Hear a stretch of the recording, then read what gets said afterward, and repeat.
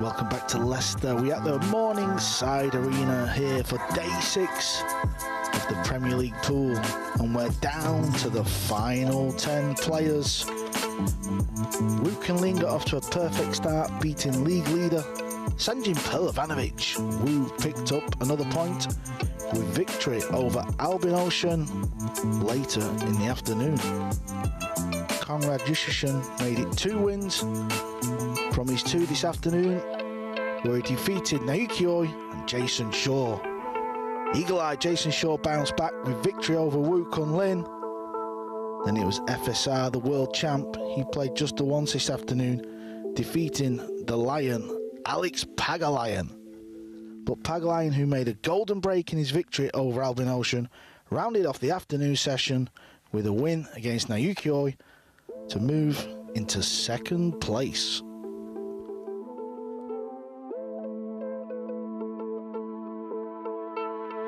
And this is where we're at now. 10 players remain. We started with 16. Sanjin, just like he has for the last couple of days, holds top spot, but just by 1. 2 defeats today means the pack is closing in. Jason Shaw sits away at the breakaway point, number 6. 6 players will advance. That will be tomorrow, so 2 days of play. He sits on 11 points with another 3 players. This is tonight's order of play. This is on table 2, Matchroom Multisport YouTube channel. Defending champ, playing league leader, Pehlivanovic, playing back-to-back matches, Sanjin. Then Albin will play Woodward. Konrad will play a double-header. And then we'll finish off with Europe versus America, Ruiz versus Woodward. But the table we will be watching and focusing on, SVB versus Shaw. How many times have these two played? A race to 5 at the Moscone Cup. Cannot wait for that one. And it's the world champ back-to-back matches. Jason Shaw comes back. So 3 matches tonight for Shaw. And then we're going to finish with SVB versus Pagalayan. Joining me for the opening 2 matches, former Moscone Cup captain, all-round good guy, Alex Laley. Ready for this one? And here are the odds, no surprise. Sanchez Ruiz to be the odds favorite, 3-1. It's not a real good price. I mean, he's favorite, but it's going to be a tough one. Pehlivanovic as leader of the table, 5-1. Yeah, I think the odds there, the best one there is Jushishin for me. 11-1. He's fantastic value. Actually, no. I could hear him and thought everything was fine.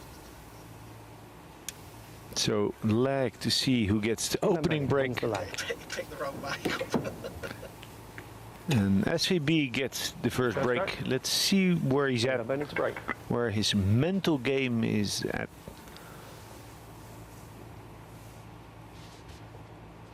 Can he forget about the table, about his standings in this PLP event? Just see it as a bragging rights match against Jason Shaw.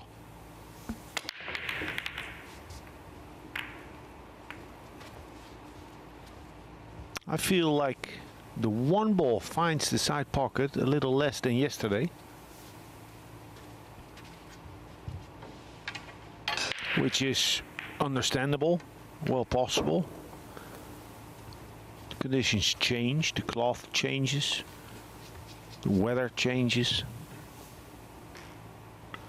Yeah, and when it's your first break of the match, you've not really got a feel, have you? I know they've played this afternoon, but it's like you're starting again. Everyone's had a little break. We've been up in the players' lounge having a bit of a laugh and a giggle. So now it's back to business.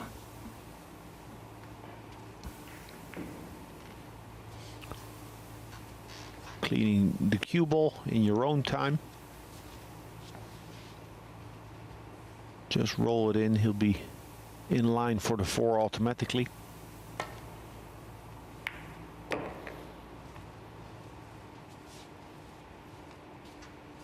Left himself quite long, he played it with drag.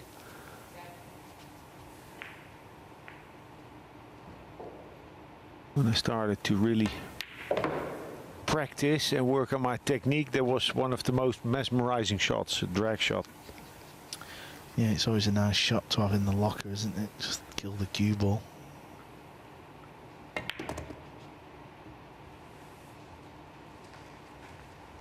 50-yard line. Yeah, almost played that with the wrong English for me. He needed a hair of left. Seemed to play with a hair of right. Such a good potter, though. You'd always back him to knock them in as it goes in nicely. That's okay. See ball, make ball.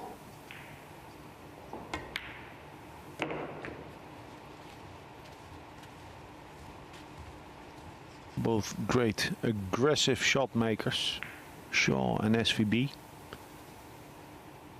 With a different style though. Shaw very good at playing plain ball, center ball. Using a natural cue ball, where SVB likes to load that cue ball up more.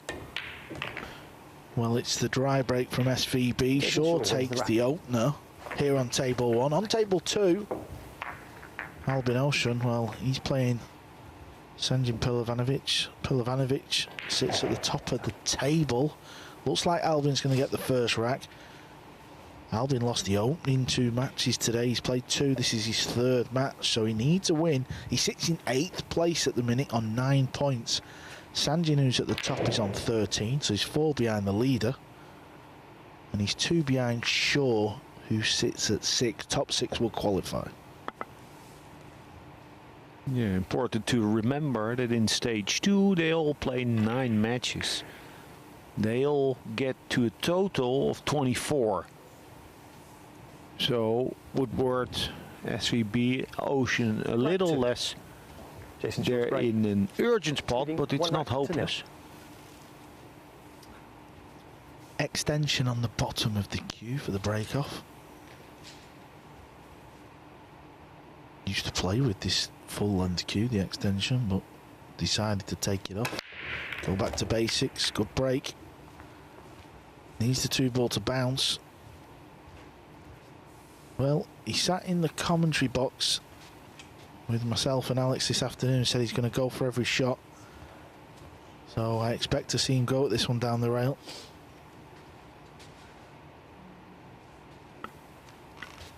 Otherwise I'll be having words. He's got to shoot it, Alex, hasn't he? He said he was going to go get him. I don't know if the cross bank is on. It's hard to see from there. Talk to talk. Walk to walk. Extension call.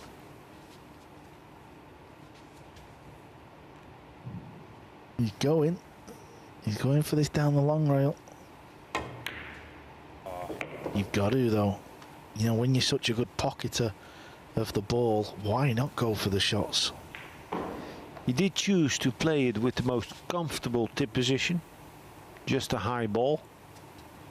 You know, play that 10, 15 times. And he would see, I mean, he's really unfortunate to not see the 4. He is unfortunate, but as we know, you don't always have to land on the ball. Some days you're going to, some days you're not. So what's he got here? Oh, he tried to bend into it and pop the ball. So, yep, a little bit unfortunate not to land on it. But he decided to go for the juggler and go for the 2. He's left SVB in. He's got to roll it across the slate of the table. You're always relying on it running straight.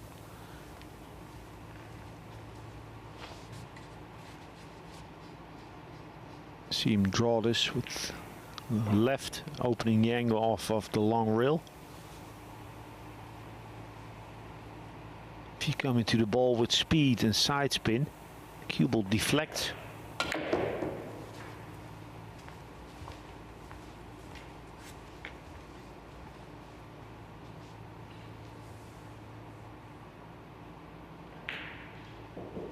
Another big stroke.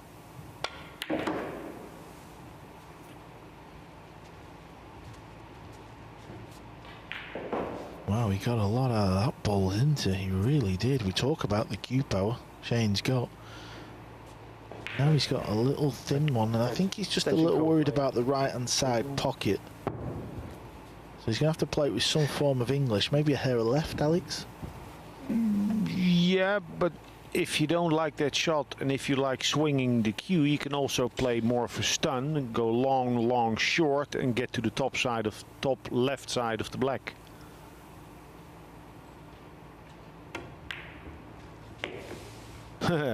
But that was on. Yeah.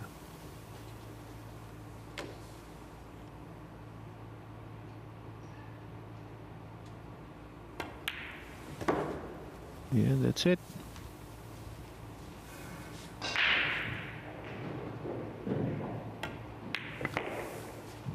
Shaw decided to take a gamble. Didn't pay off. Little bit unfortunate roll to hook himself. It's one apiece. Albin's got off to a flyer. He's actually took the second rack over on table 2. Yeah, big night tonight.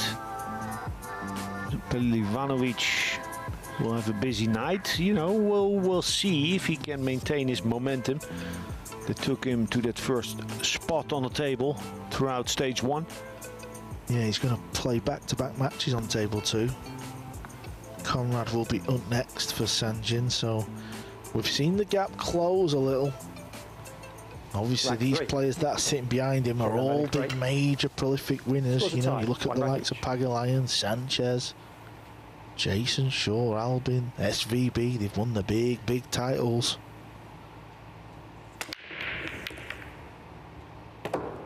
Monstrous break. Losing the cue ball more also this afternoon. Well, Alex got a real easy safety here, but Jason told us Shane's also going to go game, so he's got to go for this one. Yep, he's eyeing up the pot. Elevate the cue somewhat. Not even, no, he's opting to go forward. Same choice as Shaw made. Play the easier tip position, but then again, I don't know if it was easier like this. I like Shane playing with more speed, so a little elevation, center ball. He could have punched it and then come across to the other side of the table. Well, I like the safety shot there, but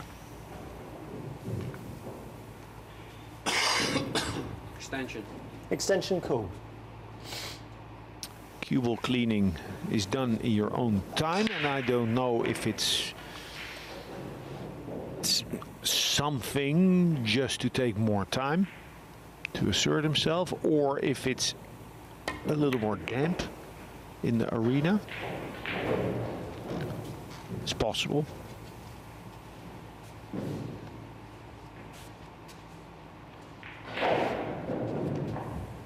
Go to the top side of the table.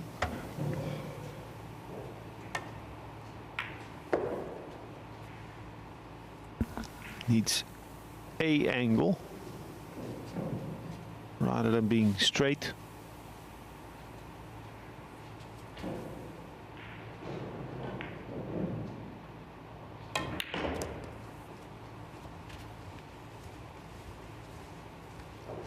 overrun position for the intended pocket. He could still play it in there, but the fact he's running into the 7 means he'll play it in the other corner. Oh wow. What a fluke.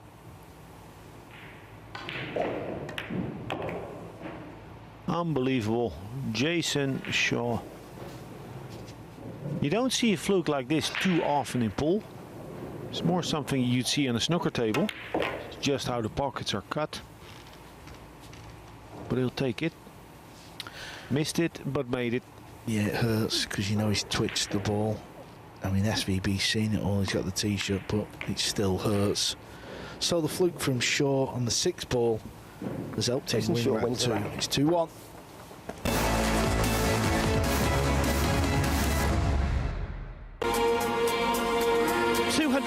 Hopefuls go into action over 6 days.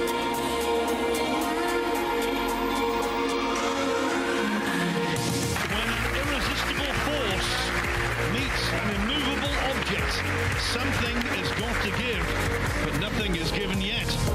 Final of a Matchroom promoted tournament, the majors in the game. Up on the wrong end against an opponent of this quality. Not quite as close as it's been for him in the last couple of rounds. 407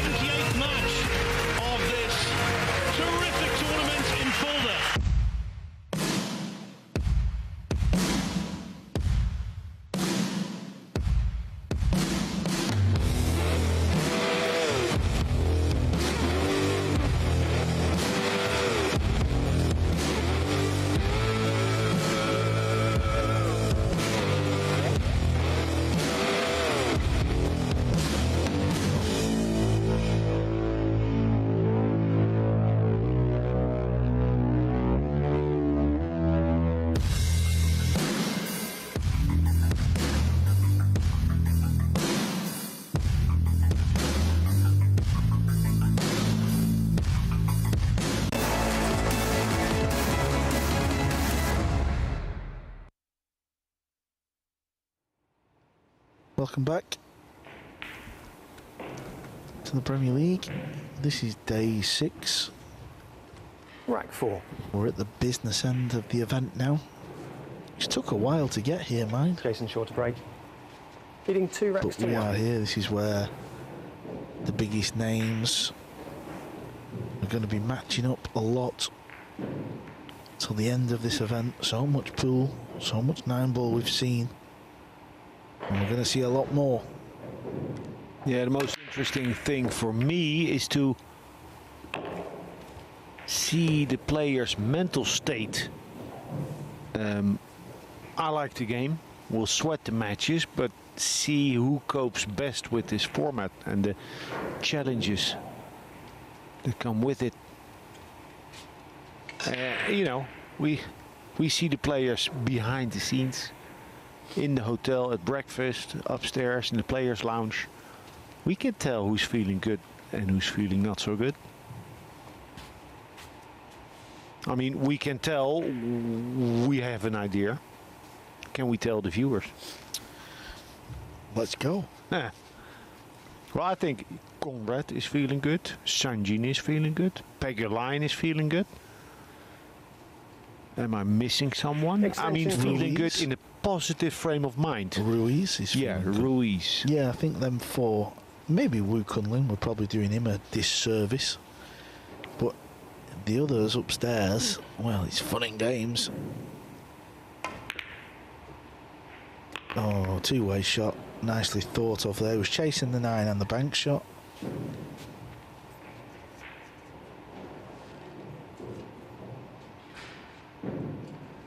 Yeah, I dare say could have gotten something nicer on the 5.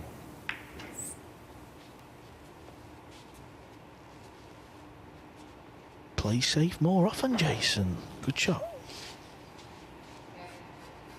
Part of the 5 ball sticks out. Shane can clip it. Play with some spin to get to the right side of the 6.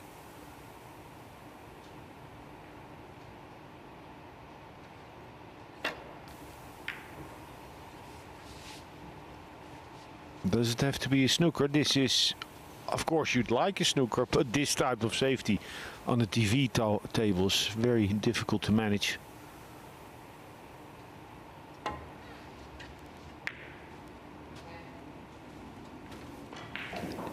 Look, the quality of this shot by Shaw.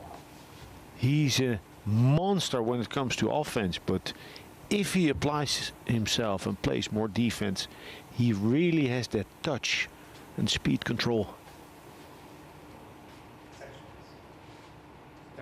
Extension called.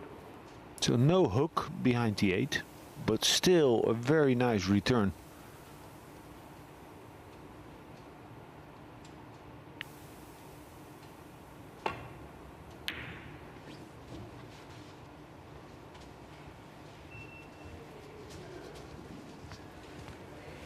Yeah, so the shot from Shaw does give him this opportunity. Playing safe does pay off.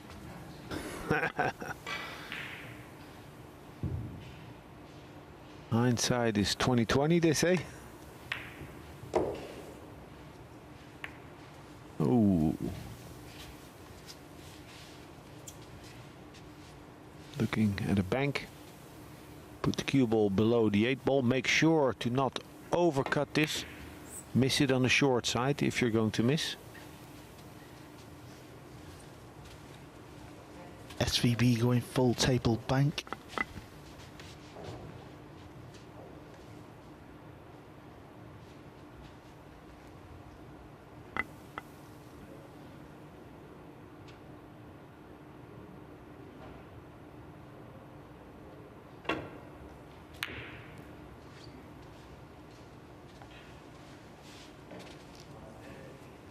Just no hiding place there for Shane. If you miss the bank, you're going to leave a shot. So it's all or nothing, but in many instances, you've no real choice.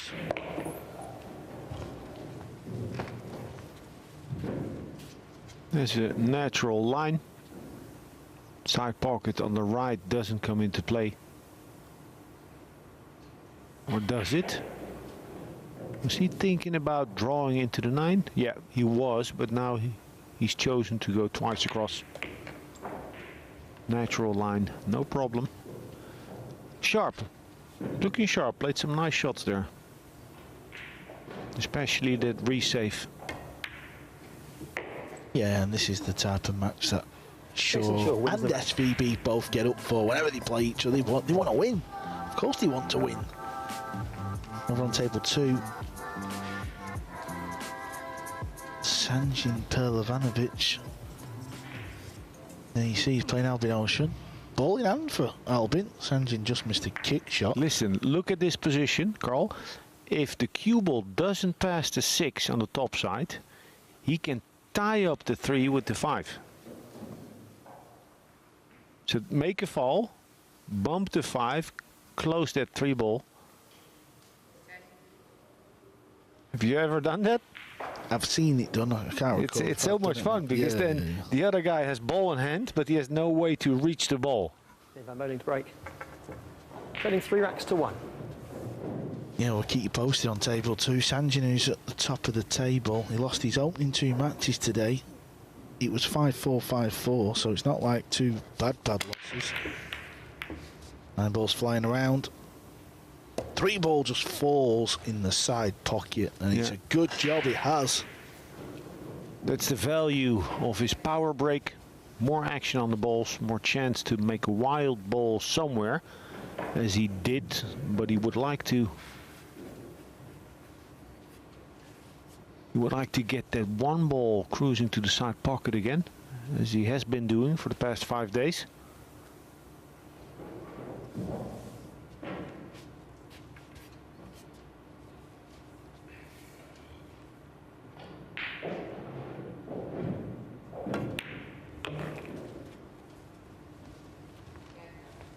So you would think that this angle on the 2 tells us that the 4 does not pass the 9.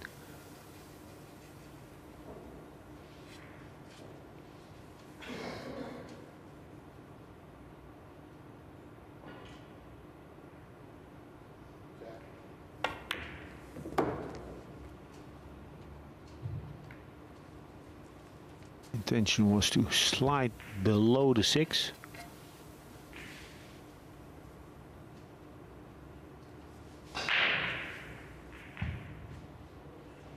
Can bank and carom the 9, attack the 9.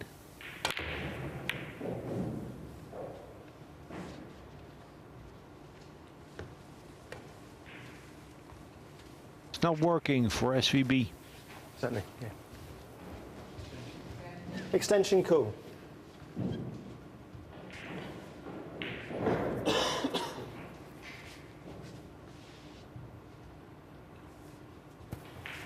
Open table for Jason Shaw.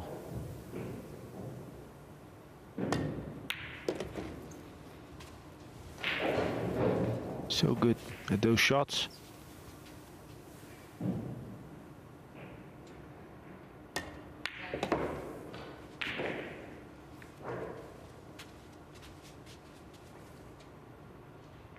Stay patient. One positional mistake leading to another.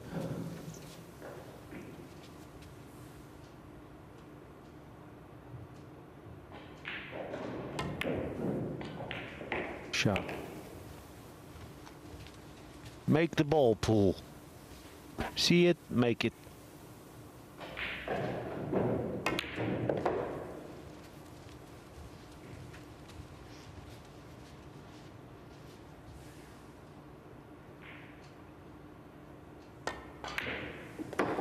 Okay, cue ball not Shaw wins the rack. on a string, but the balls are disappearing, Alex. Yeah, nice speed. Every time the same stroke. This is what you'll see a lot with professional players. They have a certain preferred speed to hit shots with. A little softer when Shaw does it. And for example, when Joshua Filler plays, he likes to hit medium plus, medium hard.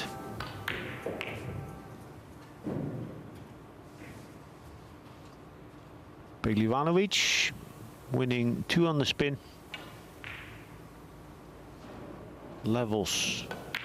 2 apiece in this race to 5 up against Albin Ocean. Yeah, was that the rack where Albin had Rack ball 6. in hand? Jason short of Yeah, break. good spot. On It the was. hill, leading 4 racks to 1.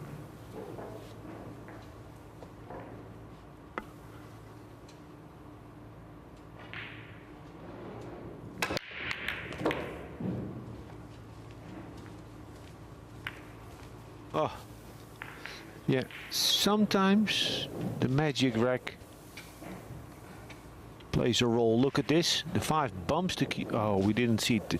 Did you spot that? The 5 bumped the cue ball. The cue ball was about to roll over the magic rack and then rolled back.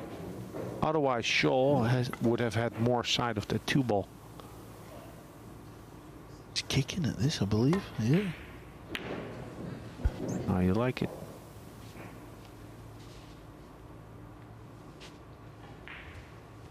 He played very patient and deliberate in the beginning of the week, Jason Shaw. That's all overboard now, and you know, maybe it helps him. Maybe it helps him because he's starting to look very convinced in everything he does. Beautiful this.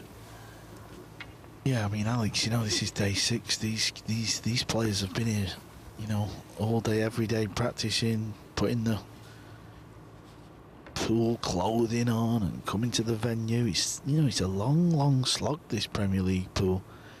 You know, how easy is it to keep up the same momentum? It's not easy. The same focus. They're entitled to dip in and out. Ball in hand. Please start the clock.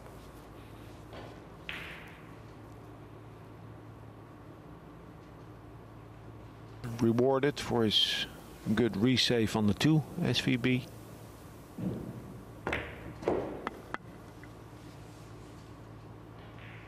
It's too much angle for the 3 to the side pocket. Well, he can still play it and he can get to the 4, but then maybe on the right side of the 4 or with more force and spin. Draw into the long rail on the right, then bounce back over.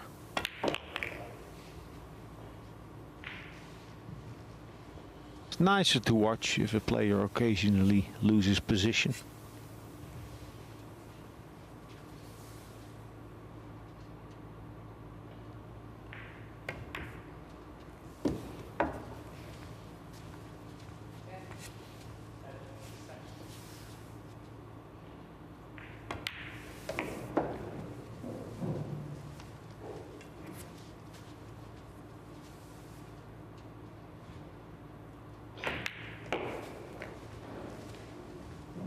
Looking focused, SVB, and in a race to 5, if he now goes 4-2, he's still in it.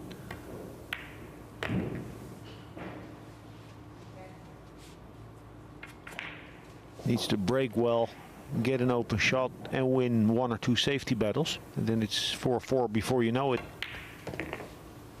There it is. SVB is still in this match. He's going to need the last 3 games to take the point. He lost his opener. He'll play 3 matches tonight. We're going to take a short break.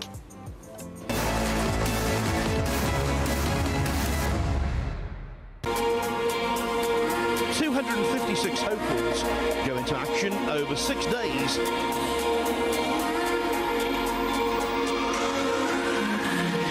When an irresistible force meets an immovable object, something has got to give, but nothing is given yet. Final of a matchroom promoted tournament, the majors in the game. Wound up on the wrong end against an opponent of this quality. Not quite as close as it's been for him in the last couple of rounds. 478th match of this terrific tournament in Fulda.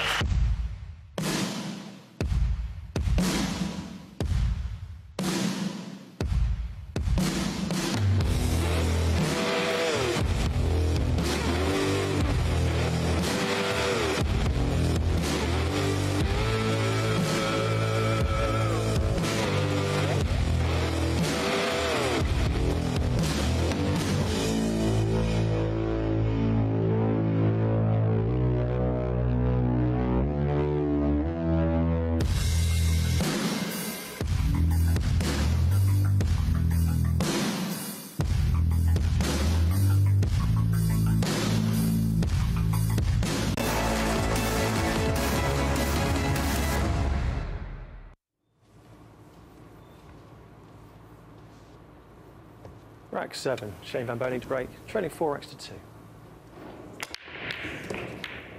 Crunch. Lost the cue ball a little bit again. Needs the 2 to hold up. If it doesn't, he may get the short stick.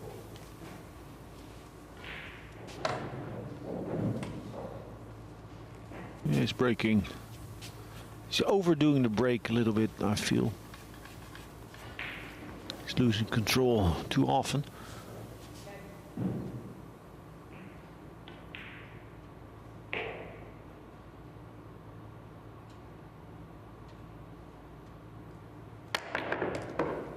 And bounces up.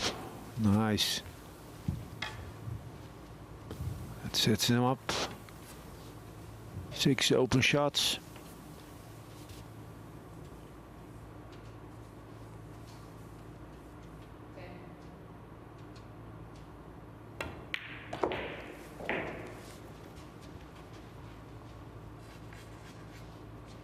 Now an angle on the 5. It looks from here it would be the easiest to stay close to the long rail on the left.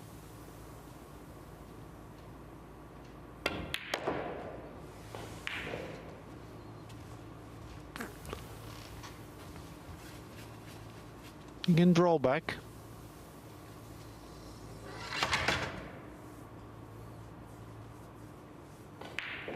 But he has had a little bit of difficulty controlling the speed on draw shots.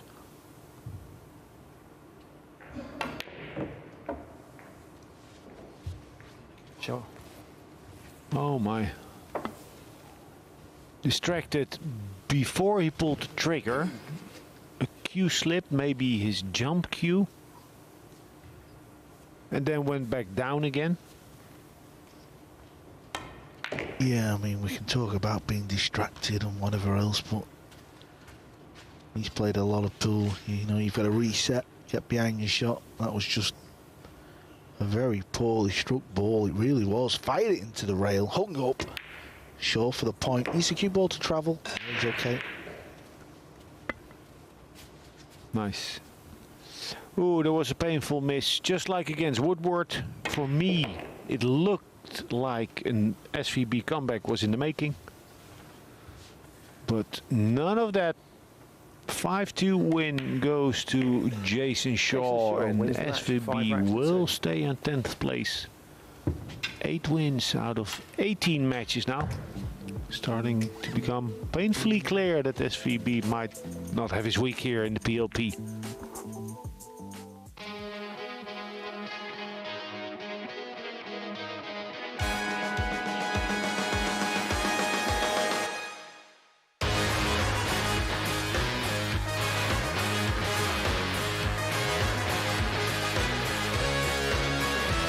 Yep.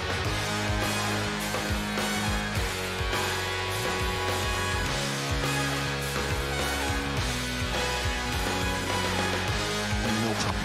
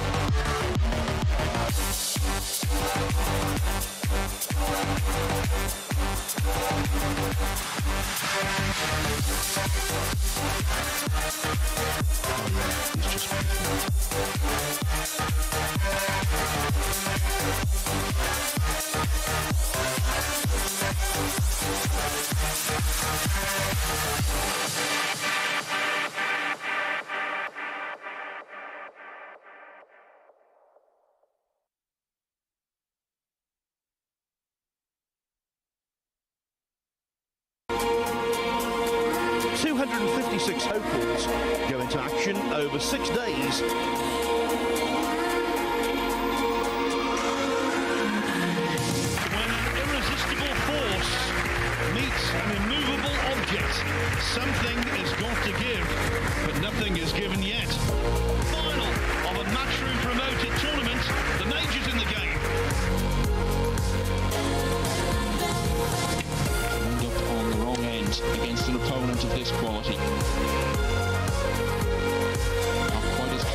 it's been for him in the last couple of rounds. 478th match of this terrific tournament in Fulda.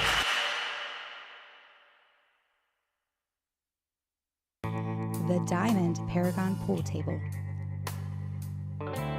Diamond tables are designed and manufactured from the highest quality, sustainable hardwoods, utilizing world-renowned designs. Diamond tables are unparalleled for playability and durability. After all, they are designed by players for players.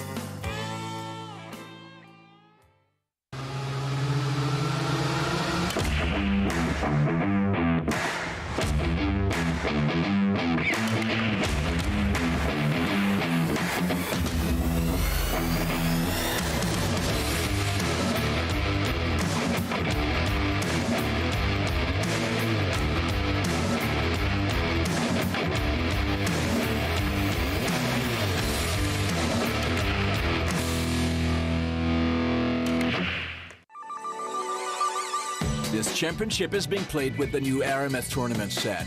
Featuring a unique molecular structure, it guarantees razor-sharp precision and unsurpassed longevity. Unquestionably the best pool balls in the world, this set is available in a TV and a value pack version, as well as in the new My Aramith Ranger of Ball and cue cases. Now you can bring and play with the best ball set everywhere you go. My Aramith, bringing new dimensions to your billiards experience. Of the Kazoo Champion of Champions!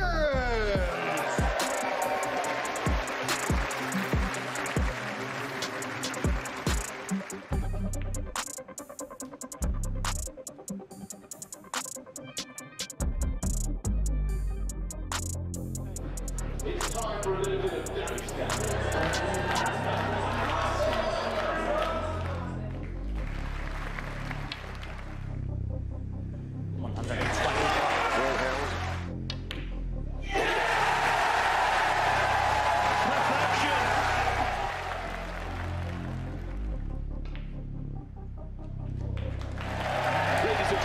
Let's hear it for your champion of champions, Ronnie the Rocket O'Sullivan!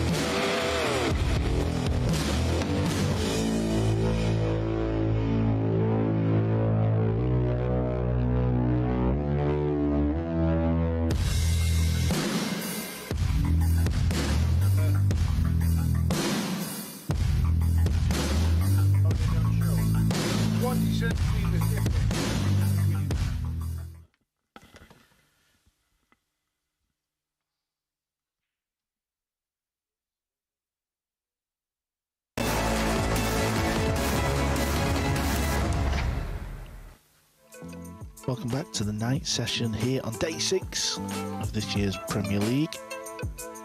Well, we've seen a lot of pool. These two have also played a lot of pool against each other. Shaw once again always seems to beat Shane in a race to 5. That's 2 times this week he's done him.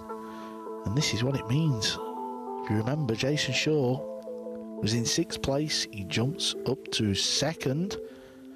Not a lot in it though if you look at Pehlivanovic and Oi. All 3 of them are on 12 points. Still a lot to play for. We have tonight and tomorrow before we will know our final 6. Pehlivanovic is doing well, was down 2-0, looks to be winning his match against Ocean 5-2. 2 more shots needed. This is table 2 order of play. As Alex said, it is 4-2 to Pehlivanovic, but he's at the table, a couple of balls left, so it looks like he's going to win that. Pehlivanovic will stay on that table.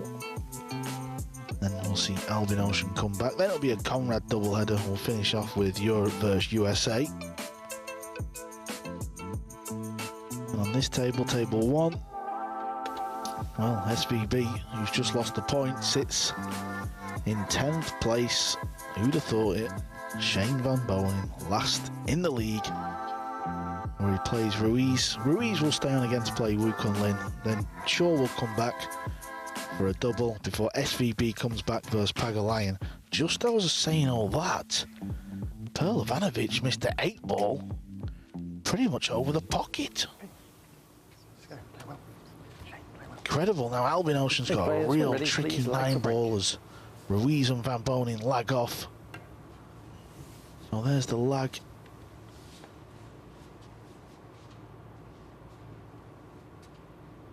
Wow. Sanchez Ruiz wins the lag. Alvin Ocean pots the 9. Pehlivanovic will be kicking himself. He should have won that match. Instead, the first rack. Got to win another full rack. Ruiz to break. Ruiz to break.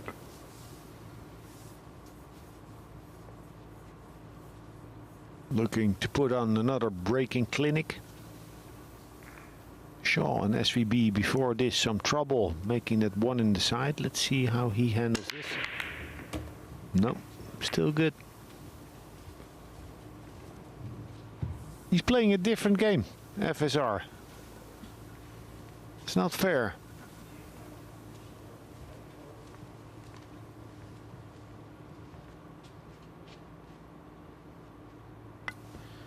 Yeah, always seems to be at the minute.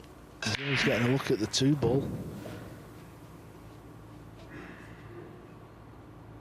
So this tells us that he's probably so straight that he considers going forward, coming around to 5.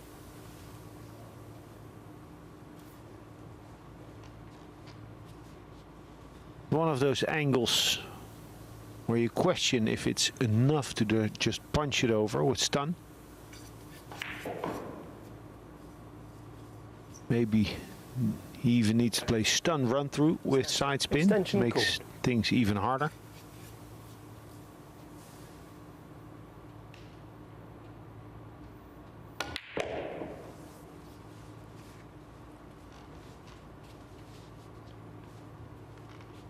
Trusted his gut in the end. I think at the last instant he changed his mind and he said, I'll get there. Just swing it.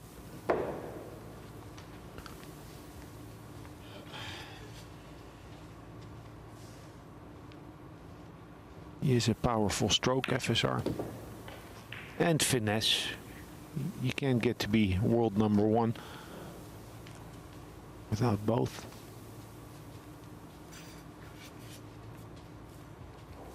If you get straight in on the 6, it'll be easy to leave an angle on the 7 to come down table.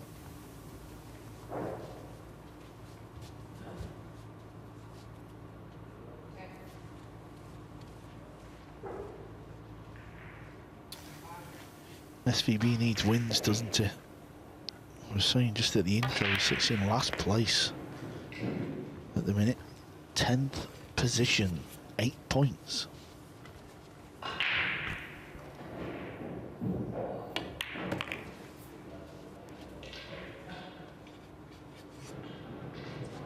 Yeah, just as Pehlivanovic missed the 8 ball. In the very next rack, Albin broke and scratched on the side. This gives Pehlivanovic ball in hand, and it looks like he's going to finally win the point over there. I would like to see the pool room in Sarajevo. He hails from Sarajevo. There's a pool community, and he's playing so many matches. I think the owner of the club will be happy. Put up a big screen, everyone partying, Pehlivanovic still winning. Yeah, it could be the place to be. I mean, for the owner of that pool room, the PLP event and its format is gold. Yeah, it could be gold for Sanjin because he's looked good all the way through. It really has. Not easy to keep winning these race to 5s against these monsters. But he's going to win another one. That will put him up to 15 points from 19, just the 4 losses. Putting 1 rack to nil. Yeah, that's real strong.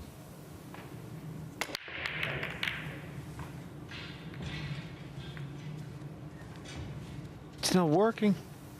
He lost his mojo, lost his touch. The break doesn't work anymore, and he's now starting to take some speed off.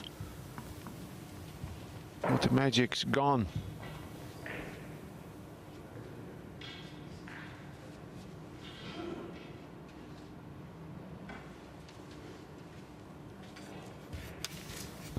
Yeah, the magic might have gone from our defending champ as well. Albin, he's outside qualification zone in 8th. He's played 3 matches today. He's lost all 3.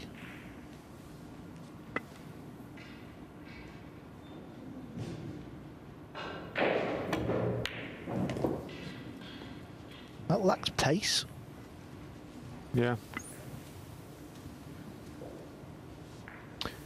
Now, he can bank it with stun draw if he wants to avoid the 5. His cue ball would track directly towards the 3 and 4.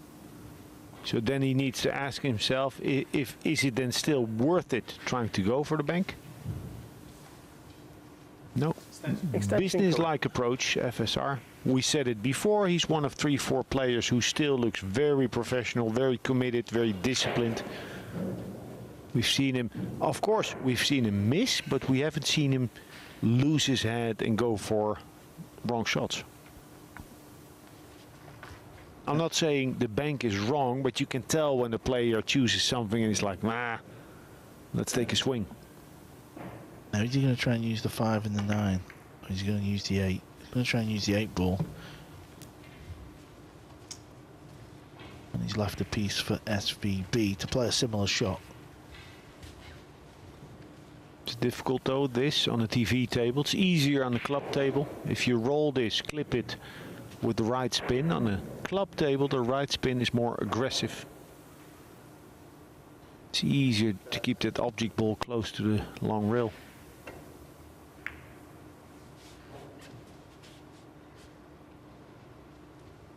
Well, that works. Yeah, I think you were trying to play the blue 2 into the purple 5, wasn't he? Just to keep it there. Found the little gap. Surely he's not getting the jump cue here, is he?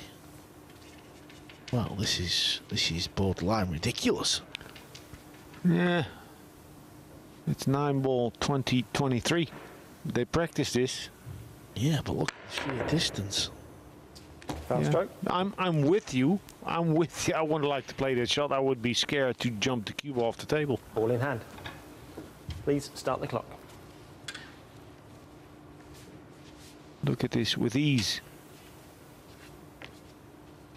I mean, the contact was also nice, right? The cue ball wasn't hopping after contact. No, he hit it nice, like you said. This is Nineball 2023. This is the version we're playing now.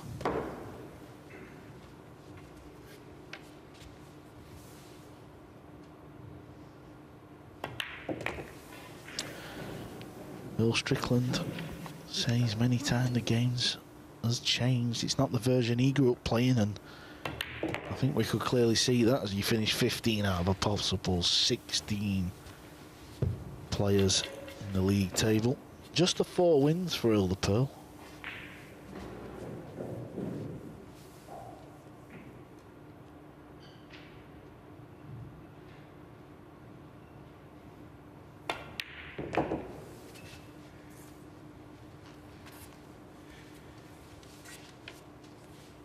He's bearing down. Against Skylar Woodward earlier today, he gave me the impression, at least, that he was winging it. Happy-go-lucky approach. It's taking a little more time now.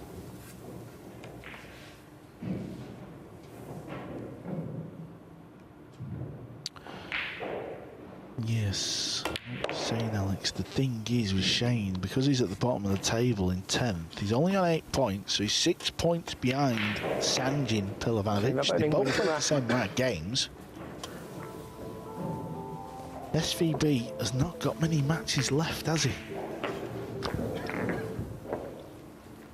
He's going to, this is one of his remaining 5 matches.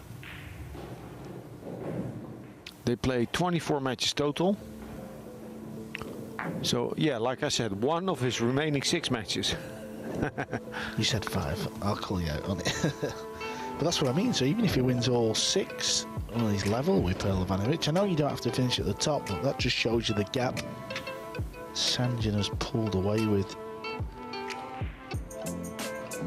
Yeah, but if you're in a bad spot, you know, you shouldn't try to be reasonable and make a true Sanchez Ruiz to break.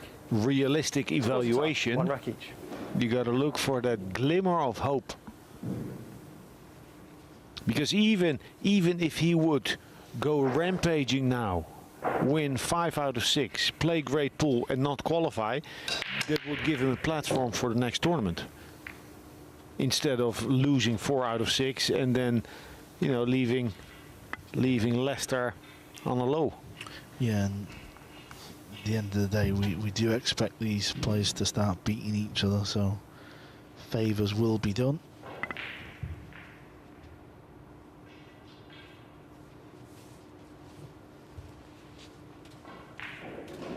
The 8-ball and 9-ball are not in the way for Sanchez. Somewhat, but he can still strike the center of the cue ball. So maybe normally he would like to play this with left spin. Possibly because of the 8 and 9 he'll choose to just play center. Another shot on the lowest ball though, isn't it, Alex? Again, a shot on the 2-ball. Floats it in with outside spin. Life is good for FSR.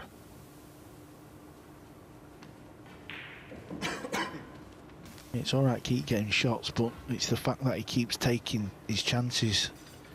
He's really in tune with his game. He's consistently breaking and running the balls. You know, with all the success he has had and the quantity of high pressure pool that he has played, it's not easy, and I can only imagine, I have no clue, it's not easy to stay grounded, to keep giving 100%. Airplane in, airplane out, fly from continent to continent and arrive there as the favorite again and proving it again.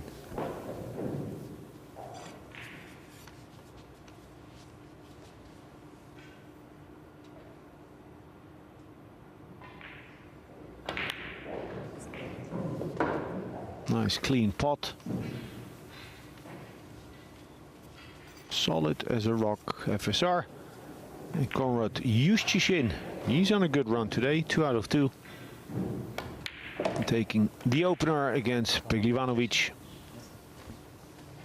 Yeah, Konrad beat Naoyuki Oi 5-2, then he beat Jason Shaw 5-2. And what I think works for Justishin is that he started good. First 2-3 days. Then had a lapse. Little bit of a crisis. Recovered. So he has overcome that. That helps. No crisis for this man at the table. FSR 2, SVB 1.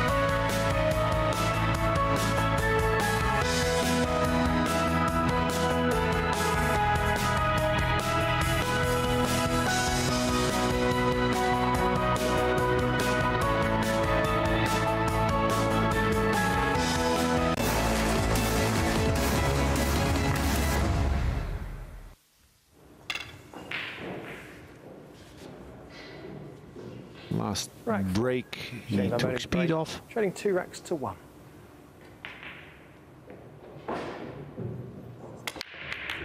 And there it is. There it is. And the 9. Shane Boening wins the rack. Hello. Yeah, if you've just flicked onto pool and you've never seen this game before, that is a golden break from SVB. He gets more than anyone in the sport because of the sheer power and the fact that he keeps getting the cue ball into the 9, and you win the rack. It's 2-2.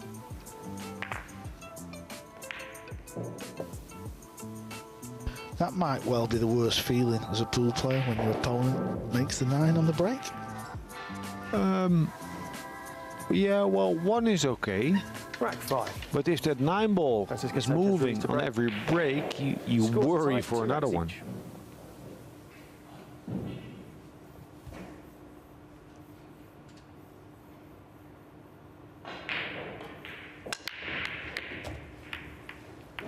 And I actually think, yes, we're seeing many golden breaks with this format, but we're not seeing so many caroms or early combinations on the 9.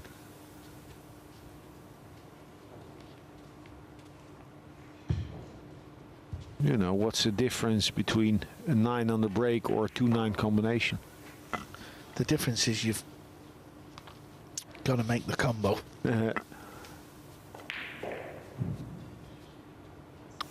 Push out. Talk us through this one, Alex. What do you think the plan here is?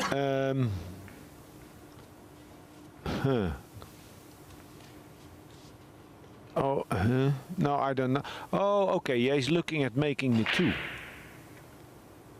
He's looking at making the Push 2 out, cool.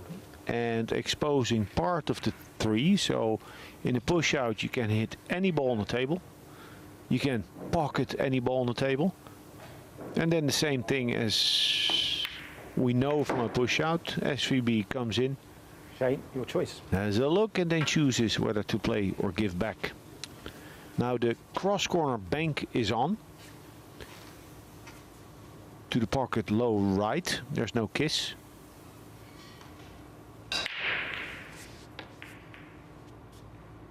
If he would try to put the 3 ball in the middle of the short rail, he could, but it's a difficult cue ball. No. Control pass. Please reset the shot clock. Yeah, I think it's smart. He gives it back. Yeah, again, if you're just watching again and you're wondering what's going on, after the break you can always play what we call a push out. So Sanchez used the 6 to pot the 2. Shane had the option. He puts him back. I think his best chance is Extension to called. go for the 3.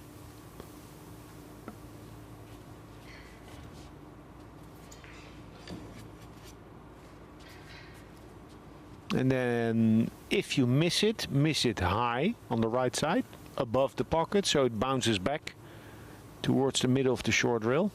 Ooh, this is tricky. If he's playing low, he might kiss. Shot.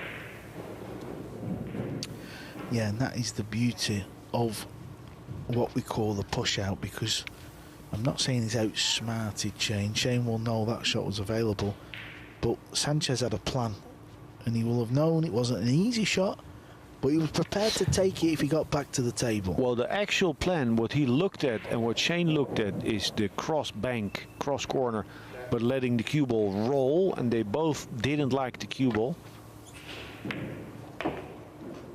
And then Sanchez played it as aggressive as he did. Nice. So he's broken through the position. One more good shot needed.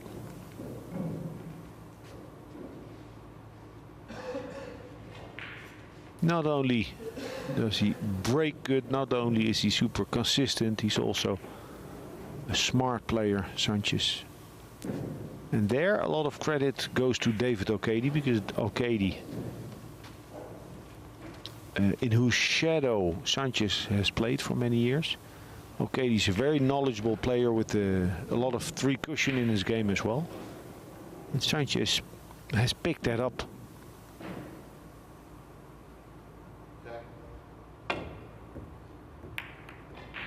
So a great bank by Sanchez, then a kick shot to make the 4, then a safety on the 5. He's controlling the game. That kick shot for me is up there with one of the hardest when the ball is quite far away from the head rail. Very hard to play a kick and stick, isn't it? And you can see if you don't hit it dead full, the cue ball's never going to stay near the top end of the table. That was a little thin one. These cue balls are slow down. To the left or to the right. For me, to the right feels a little bit easier as a pot.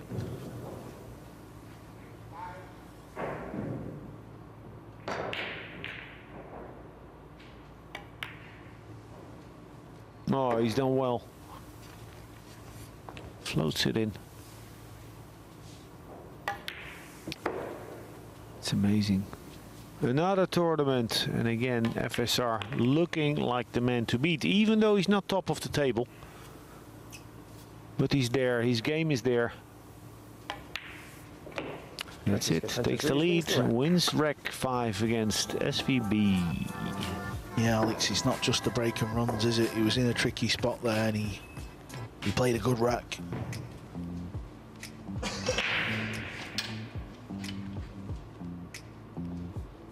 Yeah, you can see his mannerisms, the energy that he oozes now. He's switched on, ready for a good night of pool. It's not his only match tonight.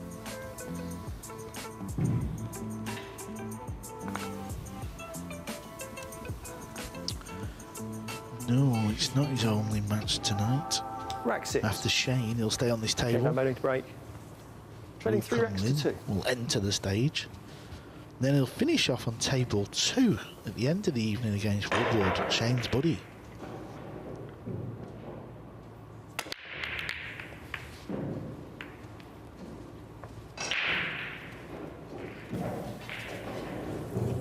Interesting position after Shane's dry break.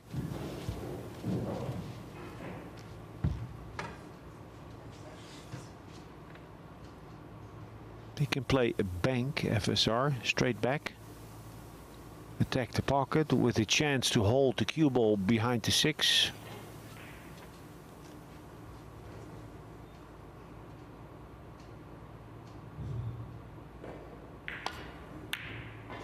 Shot.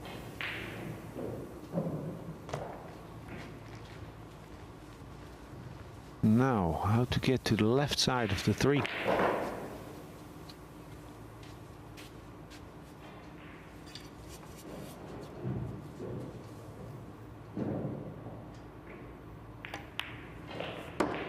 Like that, natural route. It's a skill in itself to see the proper angles on the screen. I think our, JJ's the best at it, to read those lines. Justin on a roll. I'm watching that match a little bit now and again. Yeah. Acknowledged his fortune there. Extension call. The Pole is playing good and he's getting the rolls. Yeah, he potted a 4-ball in that rack, Conrad. That was, well, maybe the pot of the week. It was an incredible shot. The one with the cube on the corner? Yeah, I like that one, Alex. Yeah, but the shot before, he fluked the 3-ball and for a millimeter didn't scratch. Well, I didn't see that one. I just seen the pot. Yeah, it was a good pot. Again, Alex, it's another rack where it's not been all cushy for Ruiz. He's had to come with a good bank shot, show a bit of vision, then a nice positional shot. So he really is playing some good stuff. Yeah, world #1, reigning world Nineball champion.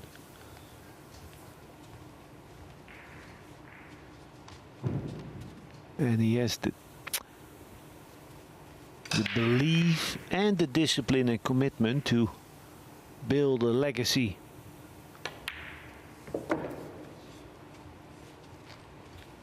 A lot of passion.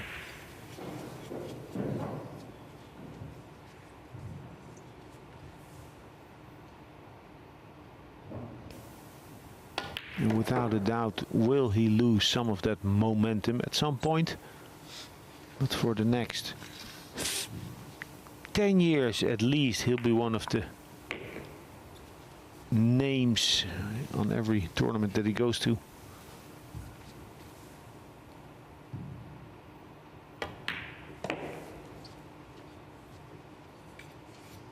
Bada bing, bada bang. Straight back bank on the one after SVB's dry break and a run out. Doubles his lead, just one needed for FSR to claim yet another victory in the PLT.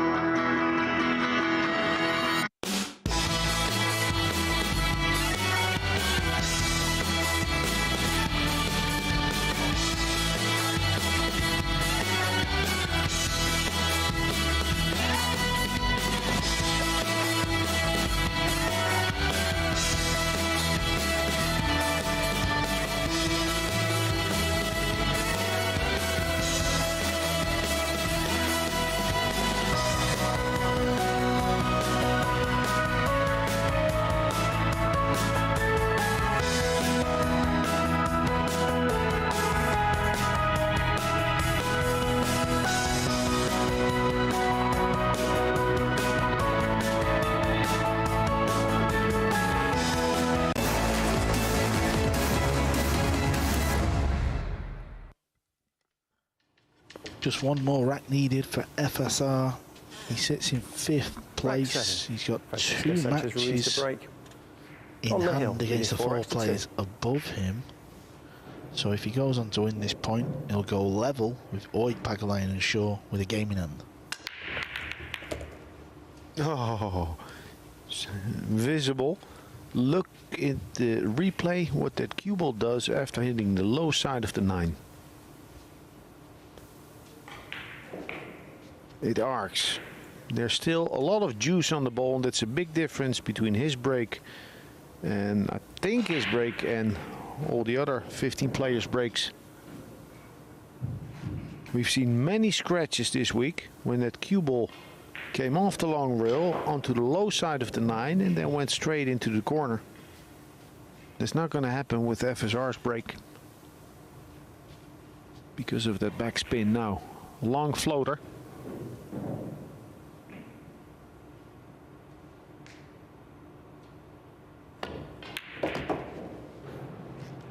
Interesting. I thought he was playing a floating cue ball with a trace of right. Sneaky gap. Do you think he tried to move the 6 out of the way? He must have done. Yeah.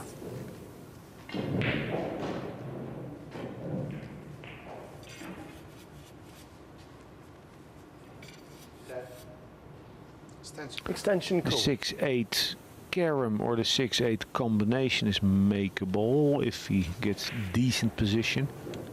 I almost feel for me that the 6-8 carom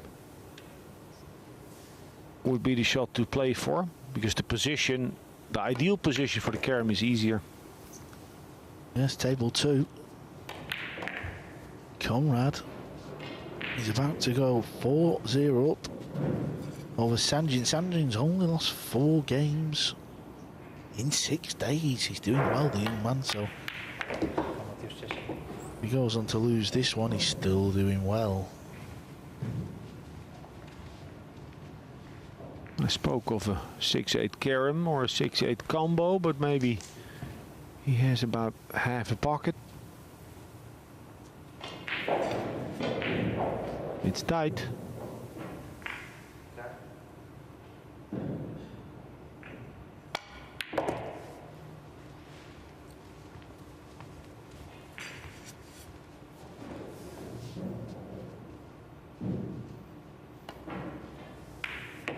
looking good. He's looked good throughout the whole match. He's looked solid throughout the whole week.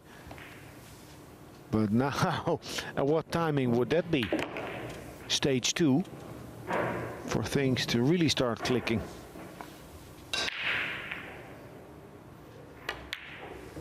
Francisco Sanchez Ruiz wins the match. Fs are 5-2 over SVB. Flawless. Flawless. And not only open tables and running out, but also some clever play and good safeties. Spaniard wins. The world number 1 takes another win.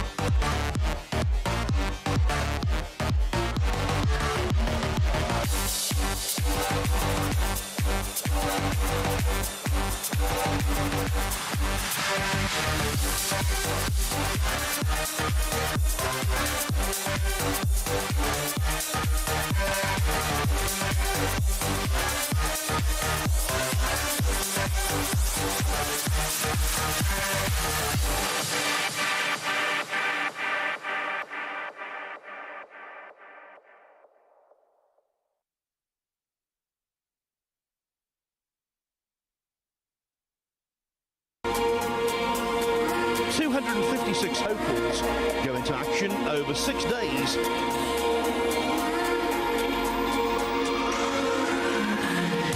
When an irresistible force meets an immovable object, something is got to give, but nothing is given yet. Final of a matchroom promoted tournament, the majors in the game. Up on the wrong end against an opponent of this quality. Not quite as close as it's been for him in the last couple of rounds. The 478th match of this terrific tournament in Fulda.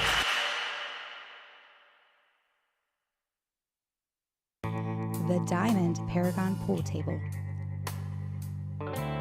Diamond tables are designed and manufactured from the highest quality, sustainable hardwoods, utilizing world-renowned designs. Diamond tables are unparalleled for playability and durability.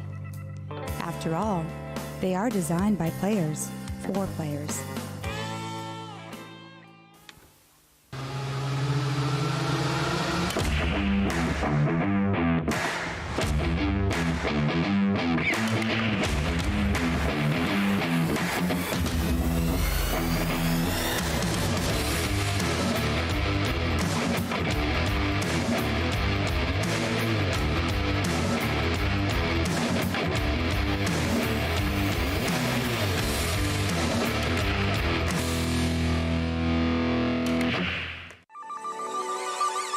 This championship is being played with the new Aramith tournament set. Featuring a unique molecular structure, it guarantees razor-sharp precision and unsurpassed longevity. Unquestionably the best pool balls in the world, this set is available in a TV and a value pack version, as well as in the new My Aramith range of ball and cue cases. Now you can bring and play with the best ball set everywhere you go. My Aramith, bringing new dimensions to your billiards experience. Of the Kazoo Champion of Champions!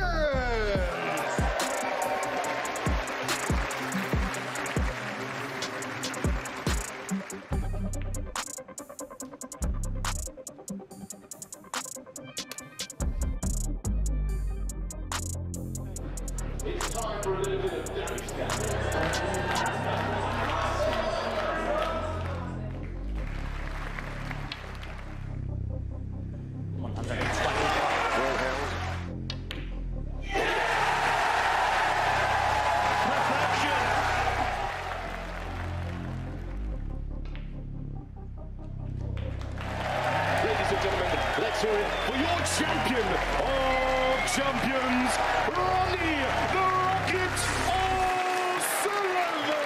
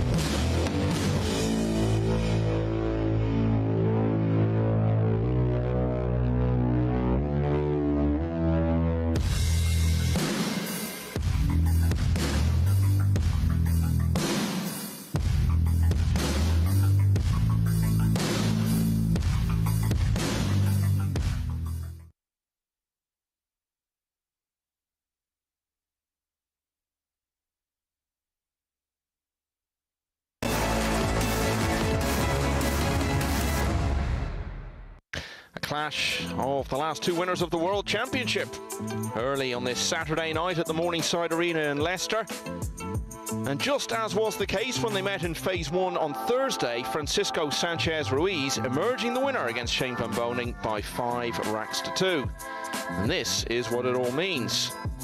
Van Boening right down the bottom there, stuck on 8 wins.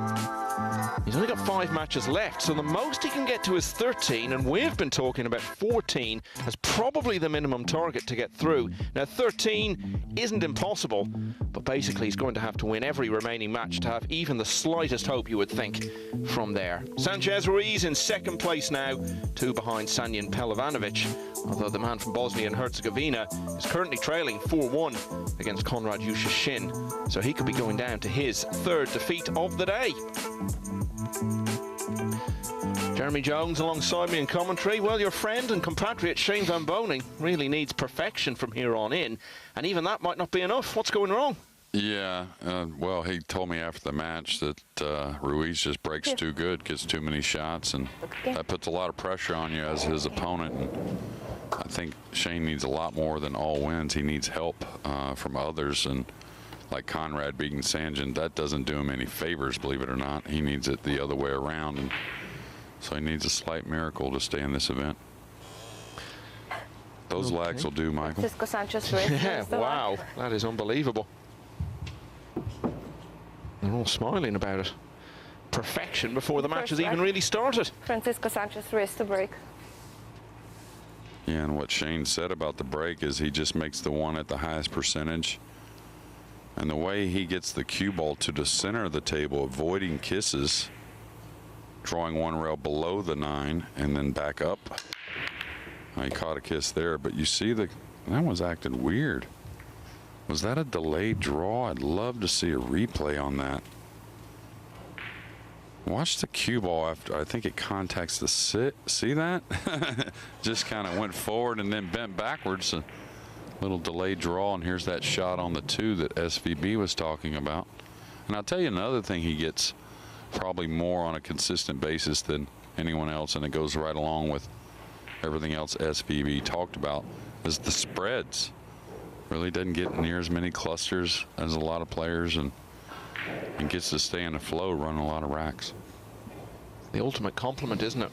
Everyone's been talking about how well Sanchez Ruiz has been breaking, but hearing that coming from Shane Van Boening, who's the master of the art himself, it's like being praised for your singing by Pavarotti.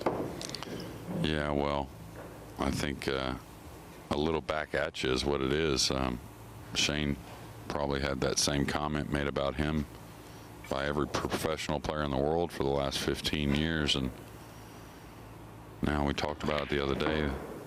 The pool player kind of lives and breathes on the break a bit. So this is going to get a little odd.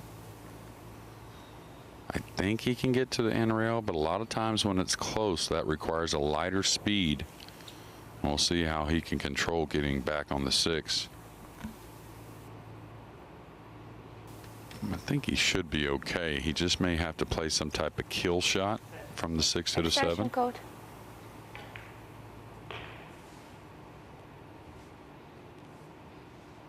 And I don't think he really has to worry about the side pocket or the 9 unless he's trying to play something tricky here. Is he going off the 9 2 rails or something? Don't think there's really an issue here. And this is the kill shot I was talking about on the 6 to the 7.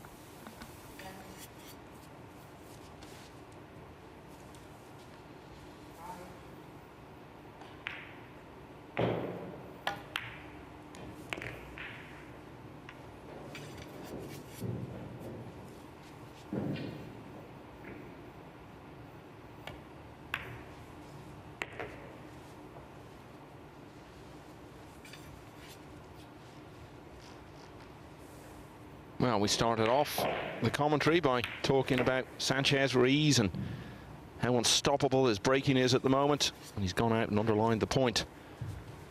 With a break and run in the opening rack. And he leads 1-0. Francisco Sanchez Ruiz wins the rack. I'm not sure we've even mentioned his opponent. Yes, Woo Kun-lin, semi-finalist in the World Championship in Poland last month.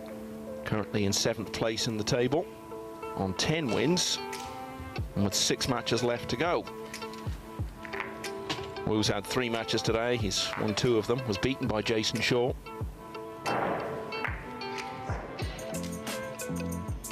A player who you feel we're still going to see so much more from in the future. He's actually been around a few years, but at the same time you look at him and think he's really just getting started. He's got so much potential. Woo Kun-lin to break.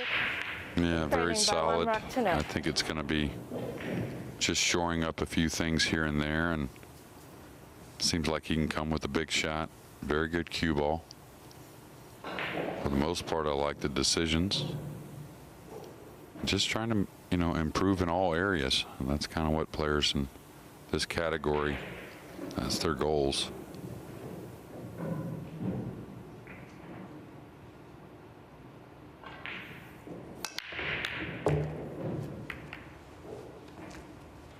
All right, he's going to start off with a nice shot on the 2 as well. 3 over the side, 4 hanging. These two met last night in the first phase. Sanchez Ruiz, a 5-3 winner, ending a run of 3 wins out of 3 up to that point in Friday's play for Woo Kun-lin.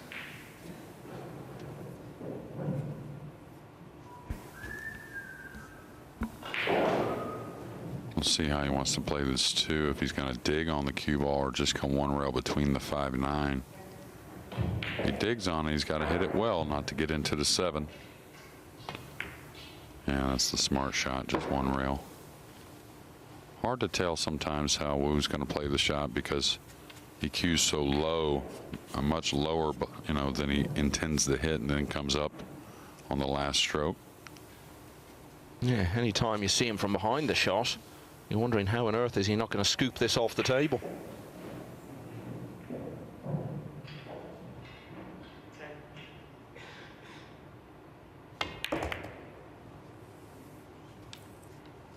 Yeah, decided to move the 7. I think that was a smart play, but didn't move it enough, and now a little tricky getting on the 5. Got to play a nice speed, and the good thing for him is the 6 is very playable.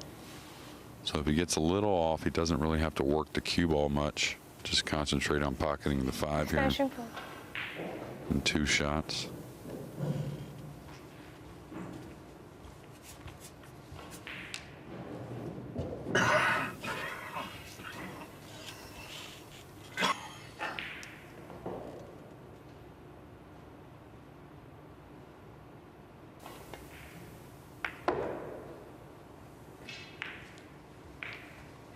Konrad Yushishin. Looks like he's going to get over the line against Sanyan Pehlivanovic on the other table. Pehlivanovic made a bit of a fight of it to try to turn it round, but Yushishin right, and the match has won by 5 racks to 2. As a result of that, he now moves up to 3rd place in the table. He's one of 5 players now on 12 wins. Pehlivanovic out in front with 14.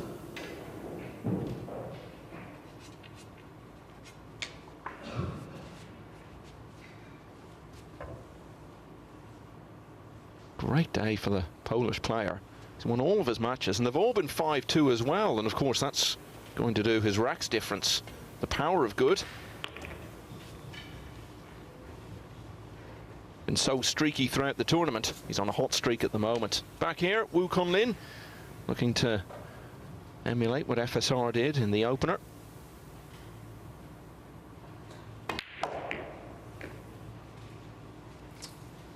Yeah, nice solid run. You could hear a little upset about the cue ball here in this position, but should be okay. Gonna draw this cue ball back, and most of the players on the slick table, when they're on more of a full hit, they're going to choose to draw the ball a little bit more, you know, on the option of following the cue ball.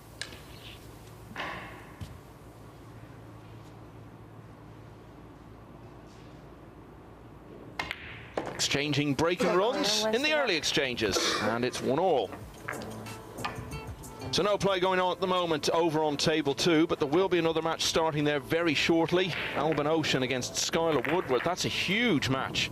Both of them currently outside the 6 who will get through to the final day on Monday. So as they look to make up ground, that's a really big encounter. Ocean against Woodward will be starting in a few minutes' time. Woodward is alongside his fellow American Van Boening on 8 wins, but crucially, Woodward still has 7 matches to go, Van Boening only 5. But still not a great margin of error for either player involved in that one. Sanchez Ruiz to break, 1 rack each.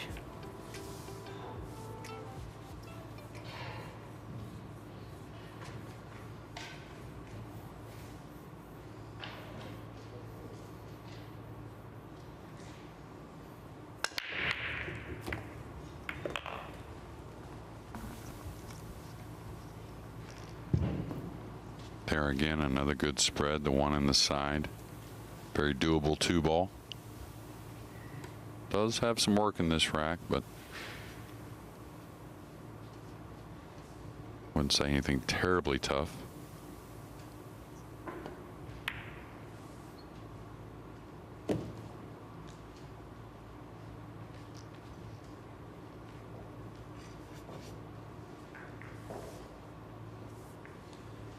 What FSR is showing us is just going to take a special match, maybe not perfection to beat him, but it's going to take pretty close to perfection.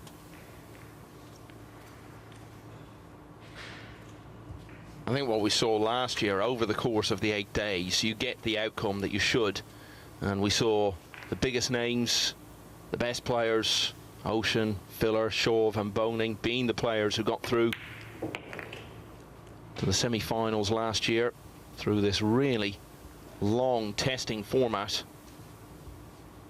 And it was Ocean and Filler, arguably the 2 best players in the world at the time, who ended up in the final.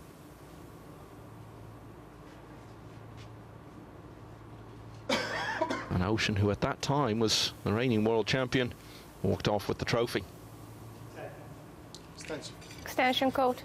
With all that in mind, that's why Sanchez Ruiz, whatever's been going on in the tournament, at any given time you had to look at him this year and say he would be the favourite to win the Premier League. It really tests consistency, and he has shown so much of that since the start of last year. Interesting, he had a choice there to kind of hold for an angle to come 2 rails off the 6. Now he's going to cheat the pocket a little bit, drawing back for the 8.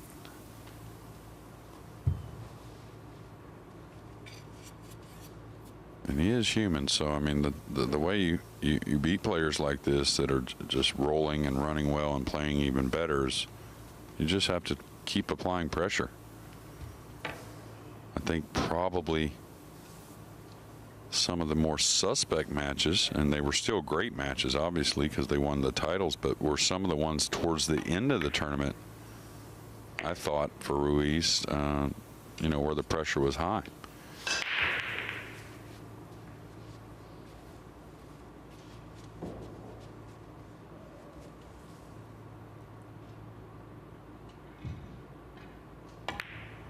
Pool perfection in the first 3 racks, and Francisco Sanchez Ruiz leads by 2 racks to 1.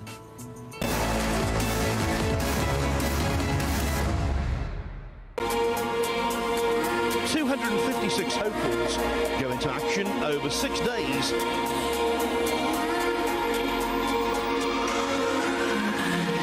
When an irresistible force meets an immovable object, something is got to give, but nothing is given yet.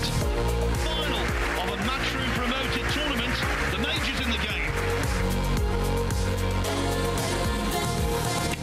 Conduct on the wrong end against an opponent of this quality. Not quite as close as it's been for him in the last couple of rounds. The 478th match of this terrific tournament in Fulda.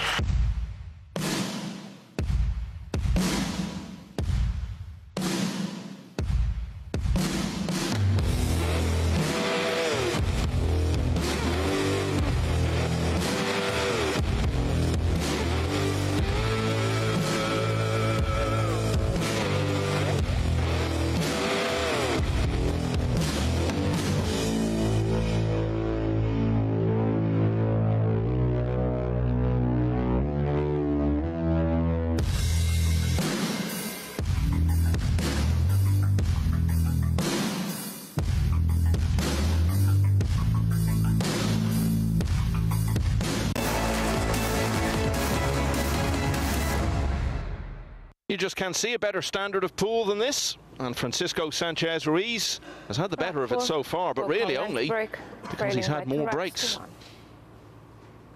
Every rack so far a break and run, and it's 2-1 in favour of the world champ.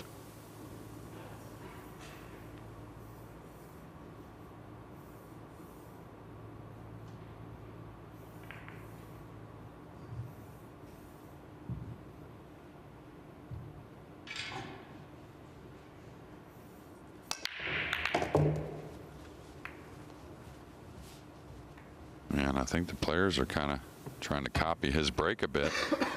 Wu definitely wasn't breaking exactly like this to start the event, and now he's drawing the ball below the 9 back to the center, kind of a la Ruiz.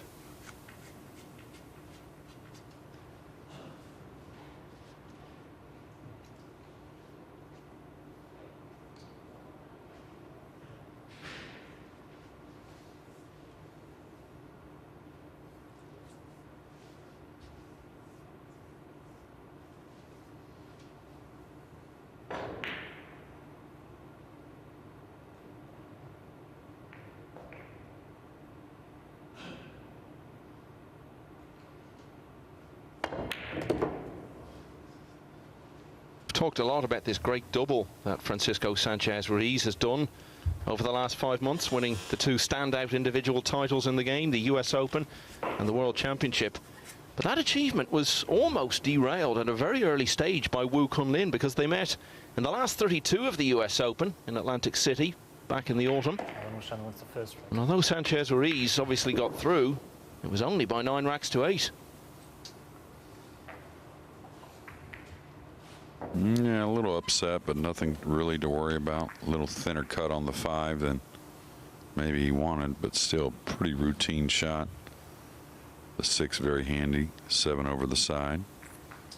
Guess a little awkward cueing, it appears, but shouldn't be a problem.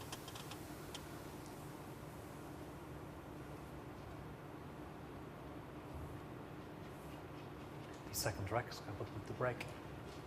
Trailing 1-0. Alban Ocean, just seen win the opener against Skylar Woodward. A really big match for both of those players.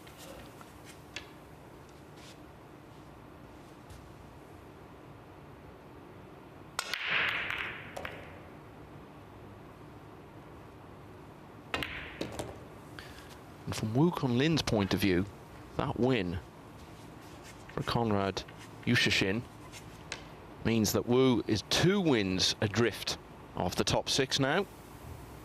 Makes this one even more important for him.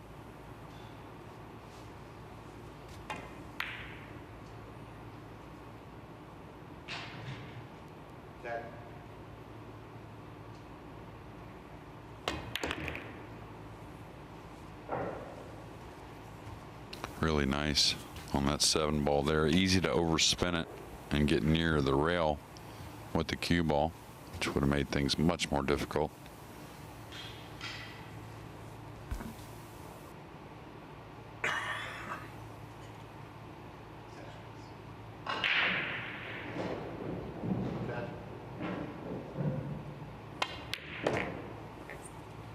We got a good look there, I think, at what you were talking about earlier, Jeremy, just how low he cues up to the ball. Looks like he's going to hit the table before he makes contact with the cue ball if he follows through in that way, but as you say, he doesn't. And there's an even better look at it. Well, the really high standard continues, and it's 2-all. It's looking like the sort of match, Jeremy, where just one mistake from either player, and that could be the whole match there. Yeah, and I think we'll see, or at least that theme will ring true in many matches from here on out. Well, we said this earlier in the day. I think these guys now have been playing so much pool against such top quality opposition in really good conditions ever since Monday. It's just driving the standards up and up as we go through the week, and we saw it last year. There were some spells where just the standard was unbelievably high. I'm pretty sure there was one match last year where every rack was a break and run, and it was a 5-4. Yeah, I wouldn't doubt we see that again, and we might see it here in this match. Sanchez Ruiz from Ruiz and Wu. Two racks each. Yep, 100% so far. Into rack 5.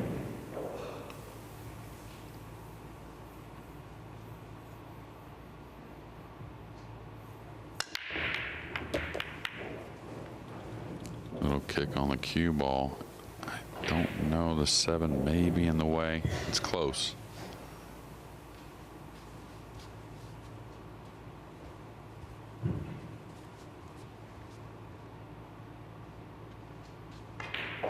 I do think he is snookered, so that'll cut off what we talked about a moment ago. We will see a push out.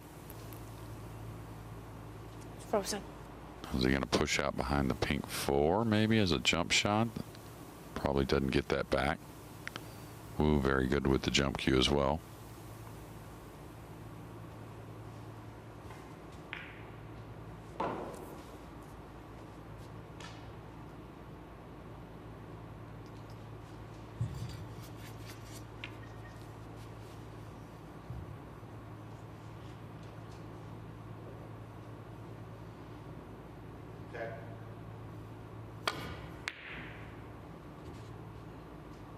I don't want to make this. Really nice shot there. Squeezing the cue ball over behind the 6 or near it. 3 around the 2 around the table. Touchy shot. No, it isn't going to be a match of 9 straight break and runs. Extension code.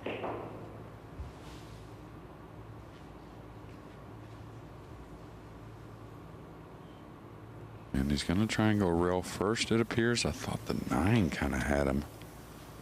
I know he can get rail first, but can he really get rail first to get at the left edge of the blue 2?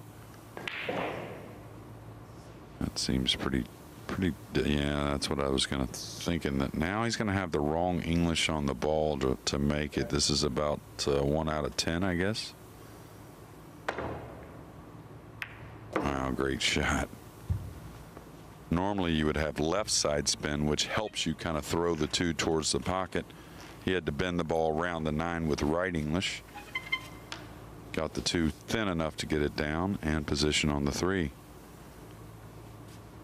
As we were saying, it was starting to look like the sort of contest where just 1 or 2 little moments could decide it all. So this is a big juncture in the match. It's a chance for Wu to be the first player to win a rack against the break, as it were. Lead for the first time. And it's amazing how great the players are. Like that shot on the 2 ball is a shot he's probably never practiced before.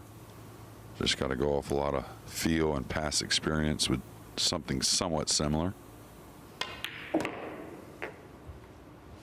And Wu looks very loose, I'll tell you. Watched him warm up. He looked very good.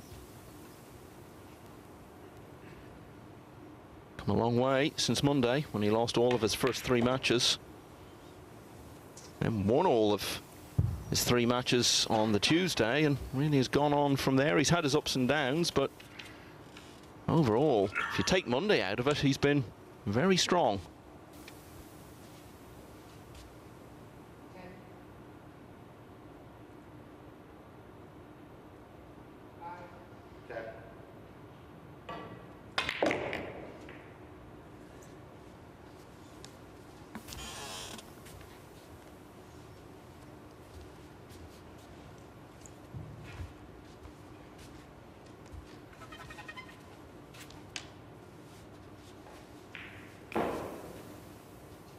Ranked number 21 in the world. He's climbed over 40 places since the year began, largely because of that run to the world semi-finals. Yeah, and just an odd match in that semi-final, or we might have seen these two in that final for the World Nineball. Yeah, Wu was beaten 11-6 by Mohamed Soufi, who in turn then lost the final to Sanchez Ruiz. And we may just have seen the most significant rack of this match, and it's the rack which takes Wu into the lead for the first time at 3-2.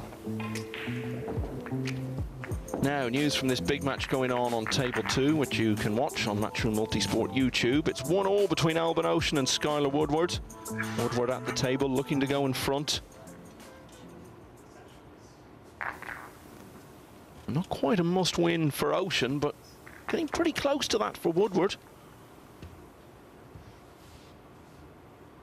He loses it. The best he can get to is 14, and that would involve winning every single remaining match. Yeah, and Albin's played one more match than Skylar, though, so I think he's in the same or very, very similar type of situation. Doesn't have the best as far as the rack differential either. Ocean's one of those players, though, isn't he? If he gets through, he's still going to be as much of a contender as anyone, because we've seen him. Time has run into form so well in this event in both of its 2 previous years. 3-2 to Wu.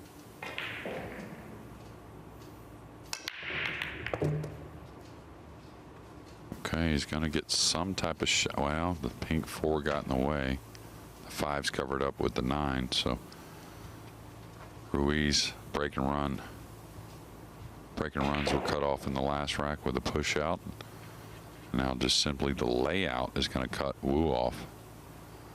Does he knock the 2-up table, go to the rail, and come behind the pink with the cue ball? Pretty simple. Ish, anyways.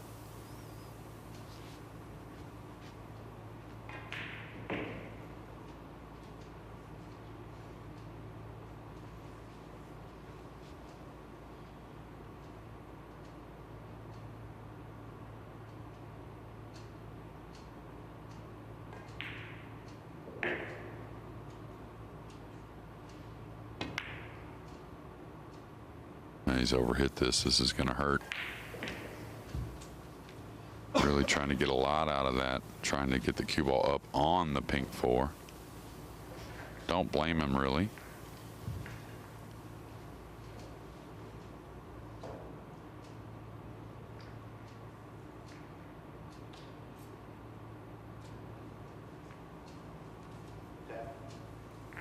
Extension code. Wondering if he was thinking this of shooting the 2 and kind of drawing off the 8, taking a chance going into the 5-9 with the cue ball. Could come away snookered, but he has to go into the 8 anyways. Yeah, nice shot. And his gut instinct is as good as I've seen in a while, I'll tell you, with when they're awkward, right?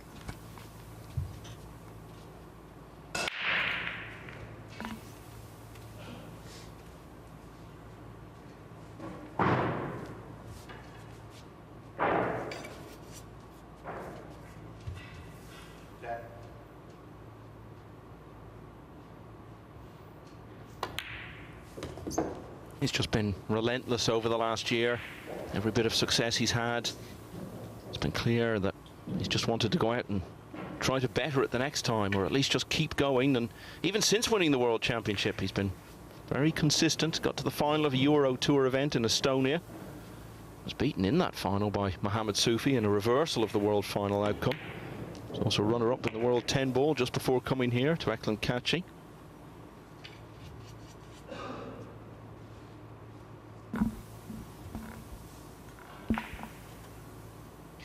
Well, he's a player that kind of trusts what he feels and sees, and you know, whether that's up off the ball or when he gets down on the ball. And the more you win, that's going to grow even larger, right? And that's a dangerous thing for the opponents, anyways.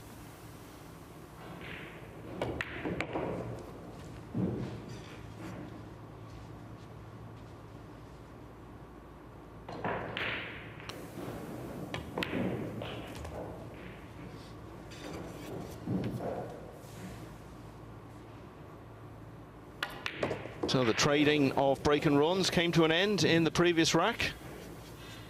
It looked like it had the potential to be a pivotal moment. Sanchez Ruiz has responded like the world champion that he is, and has levelled at 3-all. 256 hopefuls go into action over 6 days.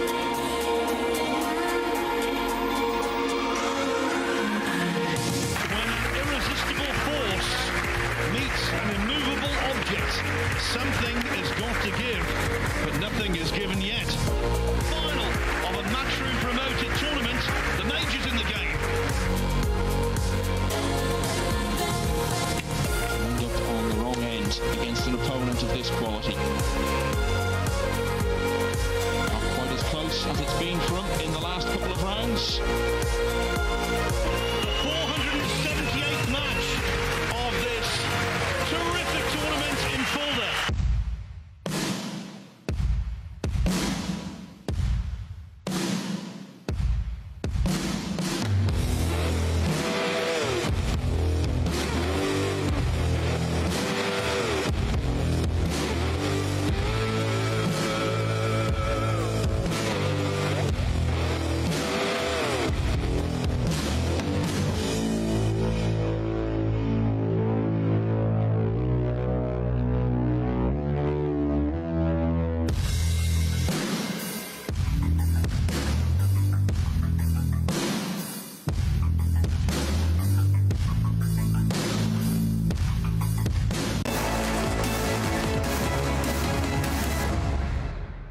Well, this matchup was very nearly the World Championship final in Poland last month, and so far it's been a standard worthy of any stage.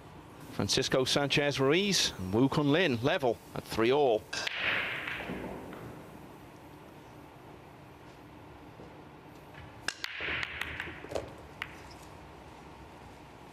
Pretty rough kiss on the cue ball there. Does have a shot. I think it's fairly straight. May just have to hold the cue ball for a little bit of a shot on the 3.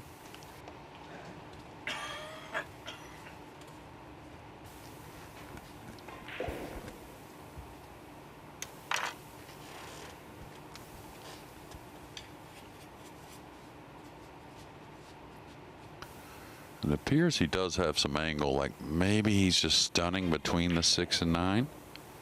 You don't figure him to draw into the 9 unless he's straight.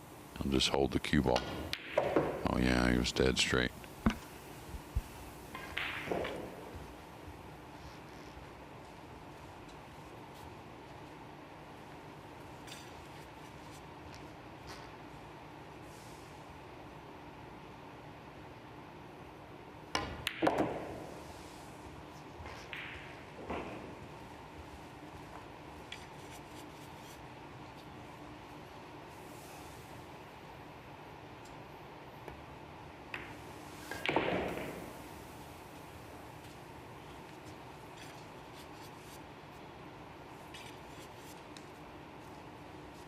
At a stage in his career now where he's got to make the most of this vein of form. You never know when it comes, no matter how hard you've worked for it, how long it's going to last. And indeed, you don't know when another player is going to suddenly move up that level to become as good as you. So while you're in this dominant position that he's in the game right now, got to wring every last drop out of it. And all the signs from Sanchez Ruiz are that that's exactly what he has his sights on doing. And a good point about another player, because it could be another, 5 or 6 players, the way the game's evolving. Just a little kill stroke here. So for the 3rd time in the match, Sanchez Ruiz is going to run out the rack from his break. And from 3-2 down, he's taken 2 in a row. And he's first to the hill at 4-3. Someone else who's on the hill is Skylar Woodward, leading 4-1 now in that big match over on table 2 against Albin Ocean. That would be huge if he was to get the win there. It would take him on to 9. He'd be alongside Ocean in the table. And as you pointed out, Jeremy, Ocean has played 1 match more, so Woodward would, I guess, be in a better position. He'd go above him on racks difference as well. Yeah, I agree. I mean, it's not totally in Skylar's hands. Again, I think he's in a situation where he's going to have to play exceptional pool. And if he does something really, really special, it is in his hands. But most likely, he's going to have to make it up in a few ways here with matches won and maybe some racks. Maybe some big wins. Well, he could win that one 5-1, so that would certainly help in that regard. Absolutely. Wu, 4-3 down.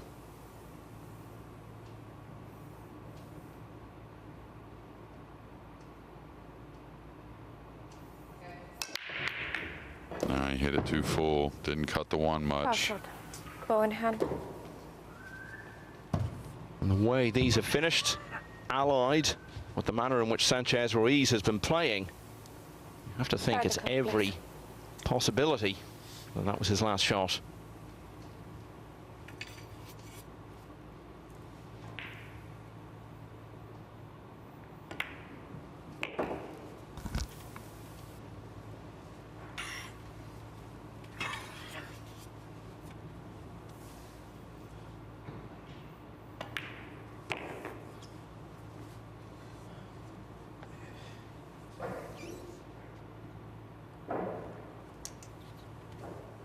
One more match for Sanchez Ruiz tonight after this. He'll be over on the other table against Skylar Woodward. By the end of tonight, he could be on 14.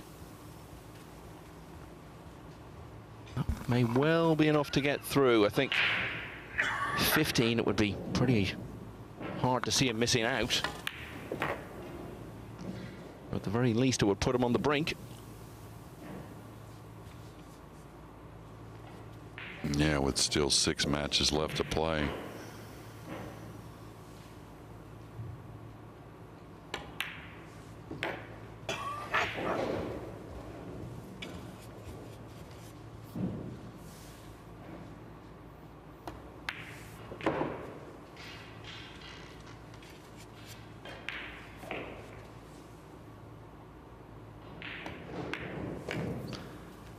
So business as usual for Francisco Sanchez Ruiz. He's going to finish with 3 racks in a row. Earlier, FSR beat SVB. Now he's beaten WKL. And Sanchez Ruiz storms on in the Premier League. Next up, Jason Shaw and Naoyuki Oi in about 5 minutes' time.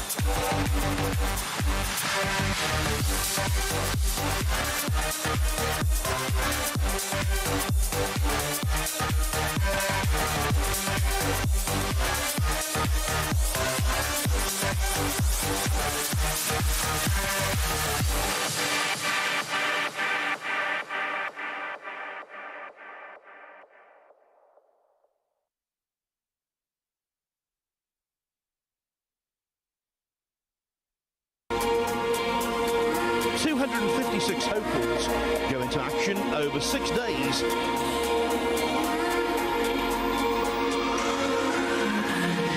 When an irresistible force meets an immovable object, something has got to give, but nothing is given yet.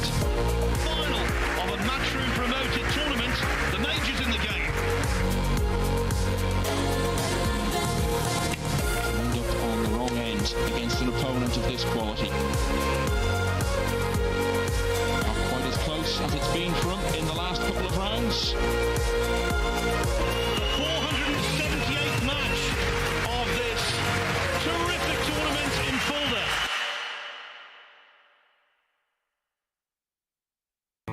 The Diamond Paragon Pool Table. Diamond tables are designed and manufactured from the highest quality, sustainable hardwoods, utilizing world-renowned designs. Diamond tables are unparalleled for playability and durability. After all, they are designed by players for players.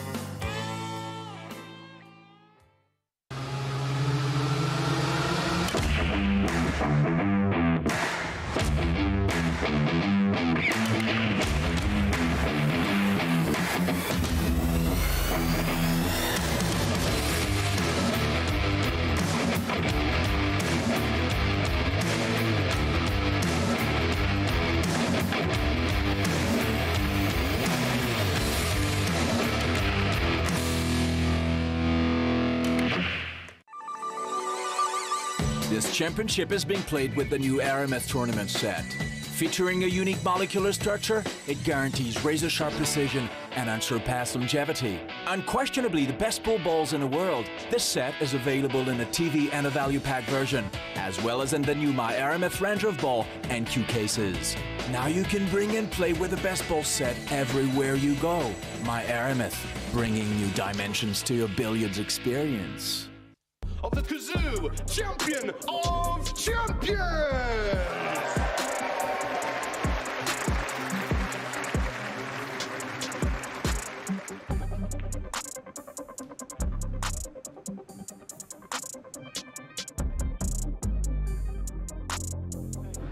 It's time for a little bit of damage down.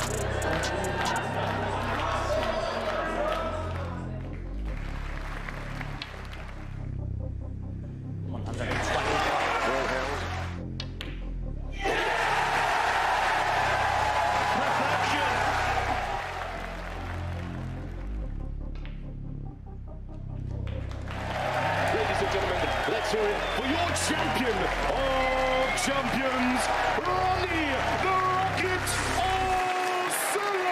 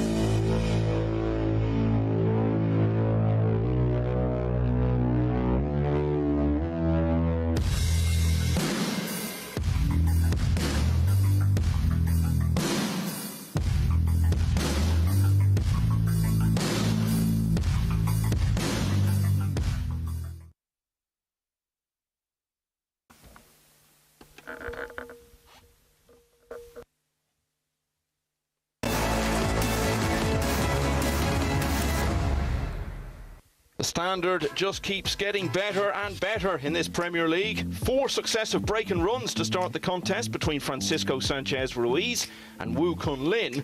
Wu then led 3-2 when that sequence ended, but Sanchez Ruiz charging back like the world champ that he is to win by 5 racks to 3. And it leaves him second in the table now, just 1 behind our leader Sanchez Pehlivanovic, who hasn't had the greatest of days so far. Wu, as you can see, 2 wins outside the all-important top 6 at the moment.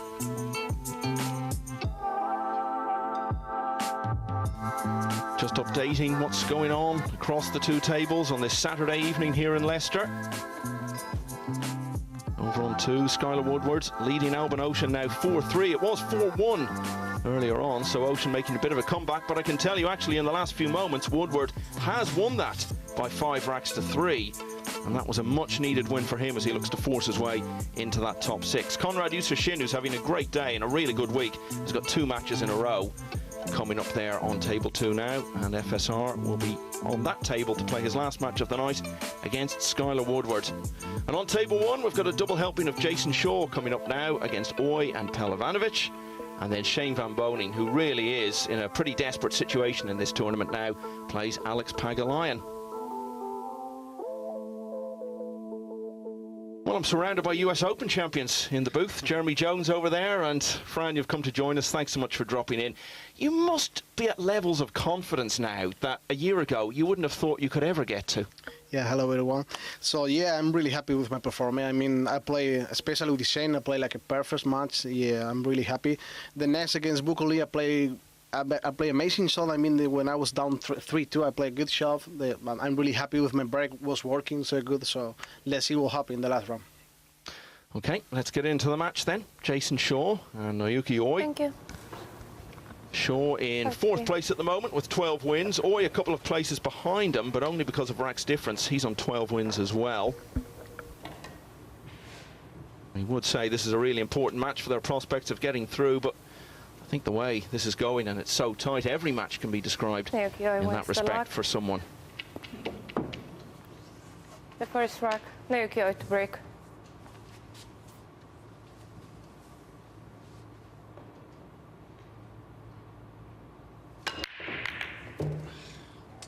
So makes the 1 off the break. And the break is something we've been talking about a lot over the last few days, Francisco, in regard to your game. It's been a huge part of your success over the last year. So why do you think that's been? Have you tried something new? Or why is it that your break has become such a strong component of your game? Yeah, I mean, the break was so important. I mean, I was practicing the break a lot, to be honest, for both sides, because it's the pen of the table. You have to try both sides. So, I mean, was practice a lot, the break. Well, it's certainly reaping the rewards for you. And another thing we were saying was, you're in this situation now where you're clearly playing the best of your life, but you never know how long that's going to last. You never know when other players are going to step up their game and someone new might emerge on the scene. So when you're in this form, you've really got to try to make the most of it and build as much success as you possibly can while it lasts. Yeah, I mean, it's like I said before, when last season was amazing for me, but the first tournament of the year I played the Nineball, but I feel a little bit pressure because I mean, I made good season last year, so but this year I start with with my best one in my career. So let's see what happens on the next of the season. Yeah, one thing I wanted to ask you about the break is you started off the tournament, you're normal at the corner of the box with the cue ball. Yeah. It didn't seem like you changed the stroke much. You just changed the cue ball placement. And what made you think of that, or how did you work that out? I think for me it's more easier to make the one ball if you put a little bit to the right. So that's why I try to move.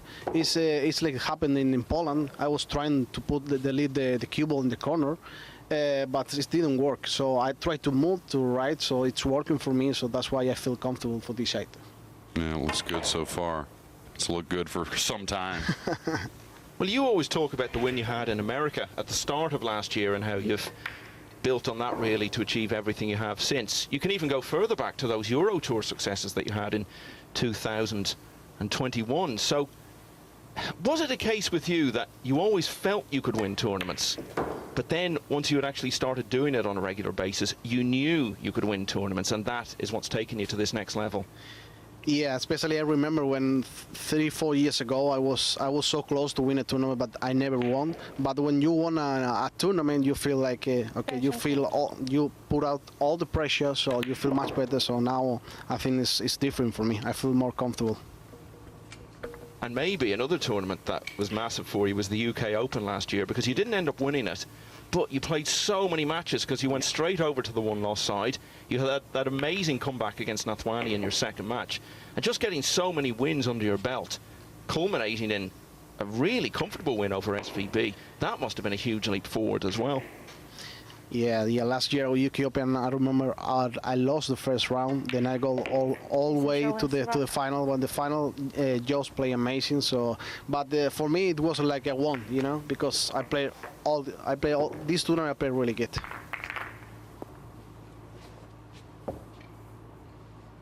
So while we've been chatting, Jason Shaw has won the opening rack against Naoyuki Oi. He's been a real revelation this week, Oi, and someone who, a bit like you, has been steadily improving for the last 3 or 4 years now. Yeah, I mean, both players, Jason and Oi, play unbelievable. But race to five, you never know. You know, is the first racks is very important. But the breaks, and we are breaking like 5 days. I think everyone know the break yet, especially Jason. He's breaking with the playing cue, right? Yeah, he's been doing that. He adds the extension. Yes. Sometimes, not all the time, but. Also, what I've kind of felt is you saw David, you know, your compadre, right? You kind of take the same path in his career. Took him a little while to win a big event. You know, he stuck to it, and he got the rewards. Of course, he hasn't quite had what you did last year with the U.S. Open and now the World Nineball in Poland, but it's got to be nice having a guy like that on your side. Yeah, it's very important for me because especially when I was under pressure, David helped me a lot, because when I take time out, we talk each other. So I think we have something important. We have a good relationship. So I think that's really important for us. And I noticed in Poland, Delgado was spending a lot of time with both of you. So is it a three-man gang now? Has he been allowed into the club? Yeah, I mean, we are in the same team. We try to help each other, so it's very important for us.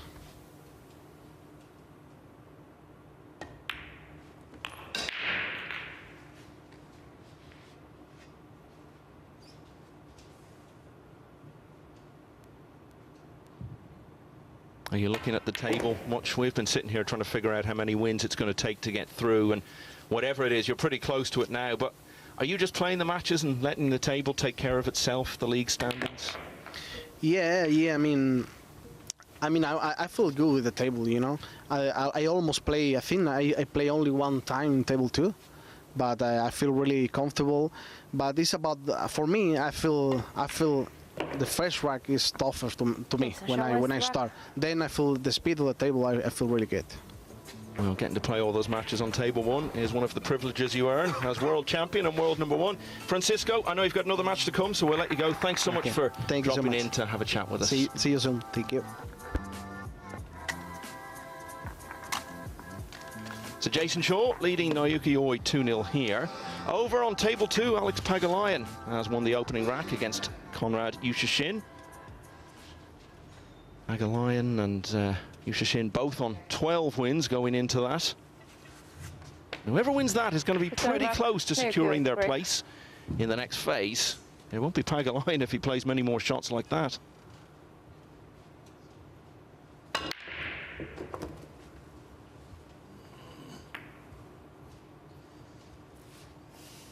Seems like improving every day. Big shot here for Oi off the end rail to get started in this match. It's been all eagle eyes so far.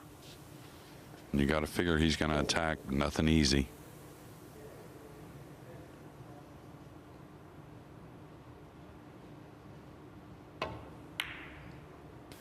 I'll tell you, I watched Oi practice quite a bit on the break, and almost saw a little fatigue setting in, believe it or not. And saw him go get a coffee and it just seemed like Extension. maybe wearing a little thin here on day 6. But you alluded to this earlier, didn't you, that the way he plays, emotionally as much as anything, he does take a lot out of himself, and maybe that tells towards the end of a tournament like this.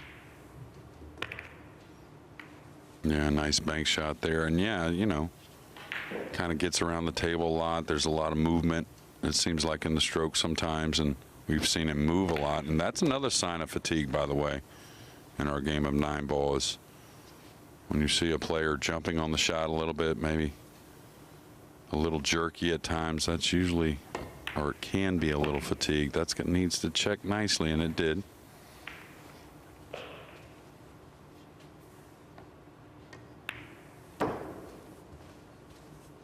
Well, it's potentially a very big hour and a half for Shaw. He's got back-to-back matches.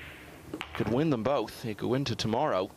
On the brink of securing his place in Monday's climax to this Premier League. Yeah, taking no time through these first 3 racks. Getting down, just knocking the ball in.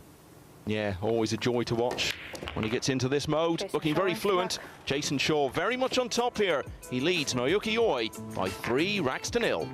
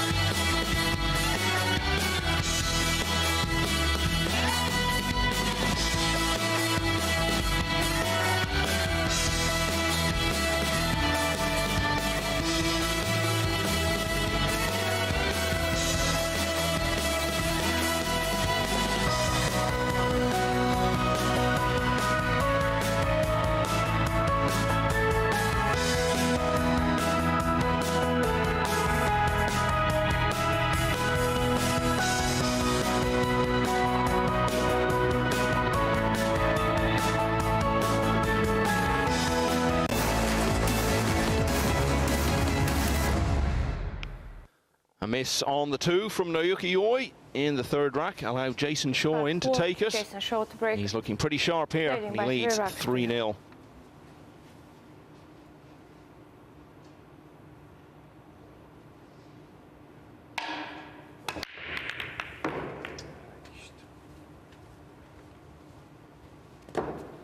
Things have turned around a bit for him. Shaw had lost 4 matches in a row. He's won his last 2 now, so looking to be getting back to where he was a few days ago when he was playing as well as anyone in this tournament.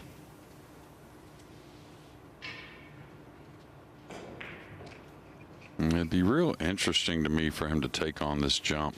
I don't think that's going to be the case. I thought he was partially snookered.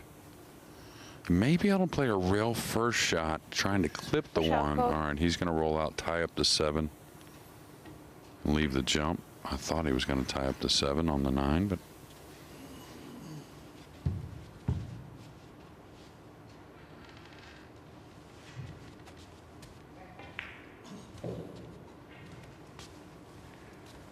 now Oi grabbing his jump cue along with his playing cue. I don't see the playing cue.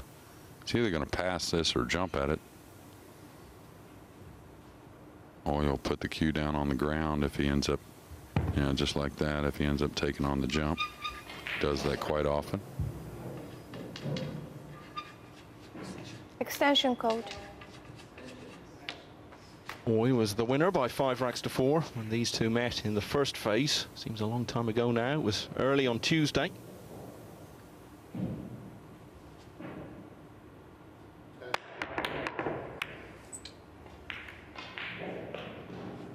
I'm going to get a little bit of a roll, it looks like. I think he's fully snookered on the one. I can't tell for sure, but if he is fully snookered, this could be a difficult hit. Oh, you could see it. He's going to keep the jump cue in the Japanese champion's hands, I believe, anyways. Could go for a kick shot here. Now here, he's got to cut it a little bit, and he's got to fly a long ways over the floor. So smart to cut it that way, even though percentage-wise that wasn't your safety zone, you might say. Cutting it the other way was really the better way, trying to bank the one around, but that could have lost the cue ball off the table.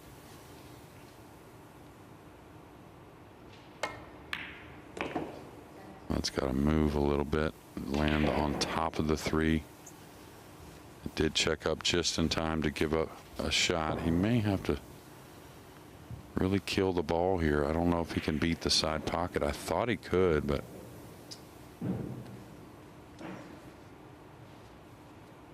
so he's going to play a safety, it looks like. It's got to go as well. Not his best effort from a pretty routine shot.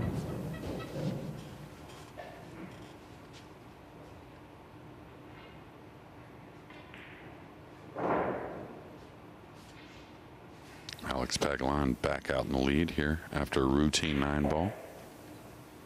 Yeah, 2-1 up on Konrad Juszczyszyn. Nice shot there, killing the cue ball. Did get the snooker now. Jason may swerve at this, or maybe he has an edge. He has an edge. He's got a couple ways he can play this with the 5-6-9 in the center of the table like that. He can extension call. Cut it a little bit and float 2 rails behind the 5-6-9, or he can try and go all the way back up behind the pink 4. Is he cutting at this to make it? Get out of here. Might fluke the 6. May leave no pocketable ball. Maybe the kiss shot.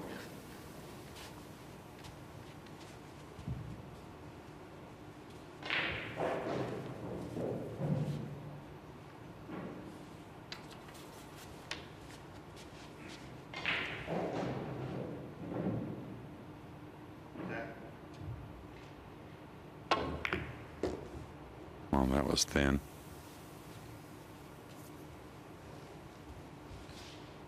I'll be cueing over the 5. I think the right-hander can reach it.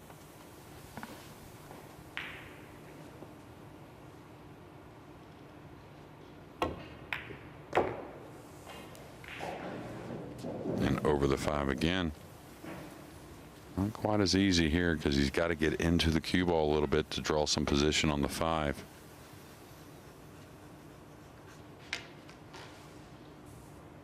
These are the types of shots that become way more difficult when a little fatigue sets in, Michael. Oh, he got into that really well. Yeah, I think you're absolutely right that there are signs of fatigue there, but also all the indications are he's still giving it everything, battling away. I think maybe format caught up with him a bit last year. He only won 5 of his matches in that first phase and finished 13th, and he learned something from that about how to deal with it all. Thank you. And he's off the mark in this match. Jason Shaw's lead trimmed to 3-1. Over on 2, Konrad Juszczyszyn is on a routine 9 to level at 2-all with Alex Pehlivanovic. It's been a great day for Juszczyszyn, and he's currently 3rd in the table. Played 3 matches today and won them all, and he's been winning them comfortably as well, which, as we've said, is really going to smarten up that rack's difference. If you get that to a really good level, and his is very high at the moment at plus 24, that can almost count as an extra win. Rack 5, Naoyuki Oi to break. trailing by 3 rocks to 1. So, Oi looking to continue his mini revival here. He trails 3-1. He's going to pocket 2 balls on the break, 3 balls on the break, excuse me, and end up with a very difficult 4 ball. He will attack. Made the 1, 2, and 3 on the break. Good thing is, you basically just got to level out. Kind of a medium stroke, just come 1 rail out to the center of the table for the 5. There's no question here, no other shot really in mind. Easy to overcut this ball for some reason. He's actually a little thick to the pocket, which is the correct way. The pocket's playing a little softer than what we're used to here this week.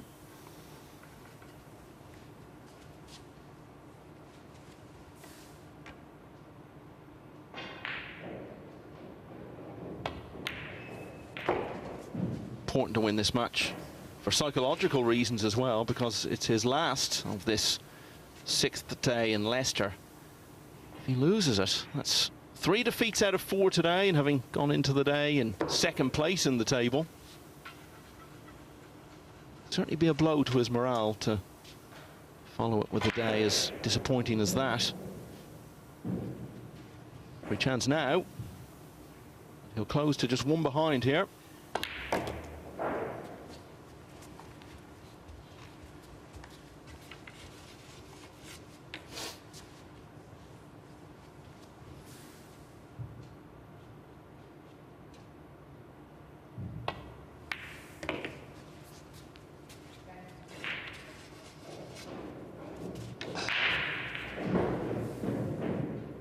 Use the break to pop 1, 2, 3, and the rest was as easy as ABC. And Oi closes to 1 behind at 3-2. Yeah, and kind of playing himself into a little adrenaline, I think, and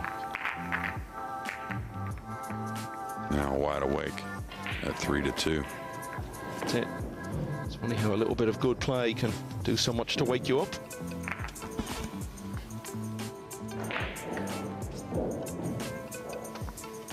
Yeah, I kind of look back at that 3-0 decision from Jason to take a cut at that 3 ball with some safeties offered, which he told me he was going to stay very, very aggressive the rest of the event. Jason short break, leading by that's his 3 nature rocks to 2. throughout his career, but you've got to know when the time has come to curb it a bit. 3-2. Really nice break off. The 7 ball is going to get out of the way. He has a couple pockets for the 2. 3 in the center.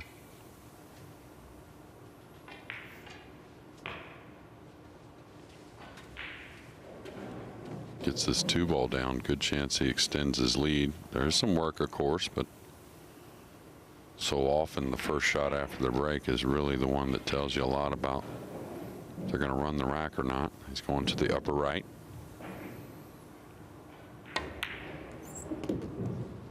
It's got to go a little bit, I think, unless he has a portion of the pocket by the 5.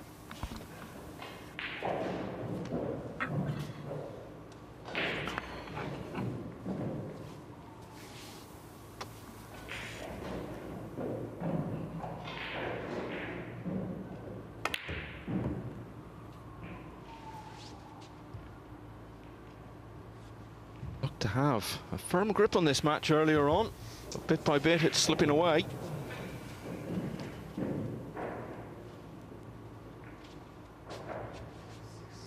Yeah, and that miss was really all about the cue ball. He was a little off angle and had to force it to the top rail and back out for the 4.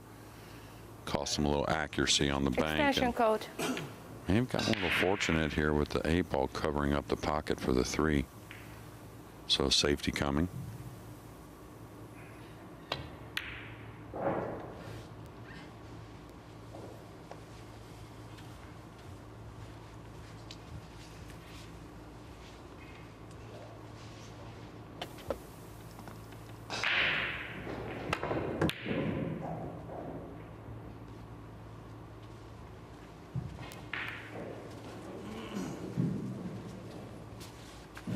Little hidden hope from Eagle Eye there, Michael.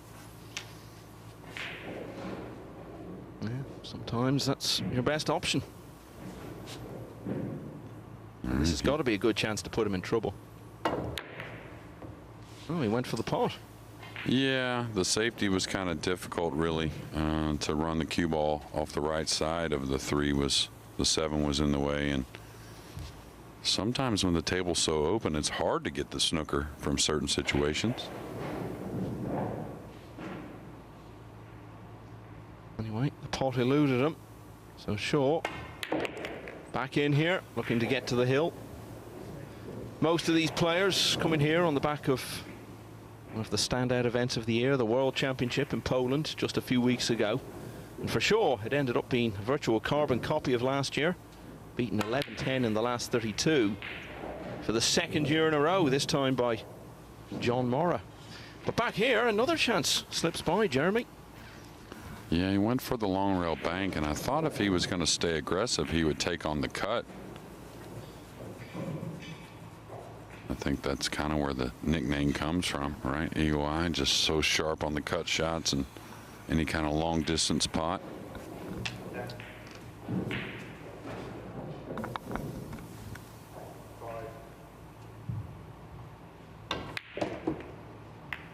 Oh, that's a huge error. It's very natural to go around the 8. He could have come tight of the 8, 2 rails in between the 8 and 9. I mean, there were a lot of options there. Didn't expect that. Could tell both from the noise he made and the way he reacted, slapping the table. He's absolutely disgusted with himself. One of his worst shots of the tournament. Better hope that gets past the 9. I think it's gonna to the bottom rail. May see the jump cue here.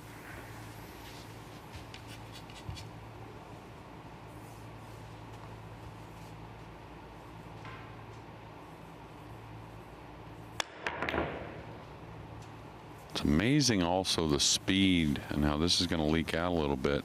No, it's okay, but amazing how well the speed they can control with the jump cues, controlling the object ball, not letting it get away right there.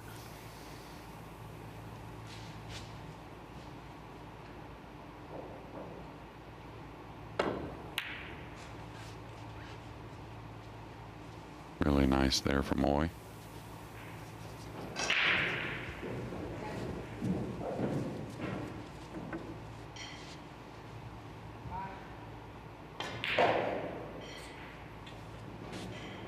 Extension code. Now he's looking to see if the jump bank goes. And watch out for 2 rails in the lower left.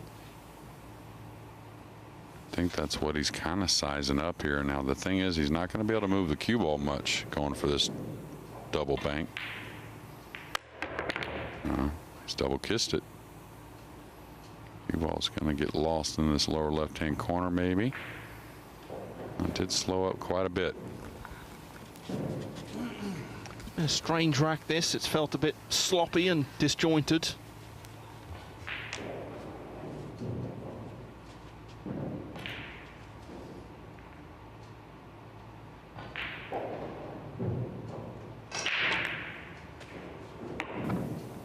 And it may end up on top of the 7 a little bit. It's going to be okay.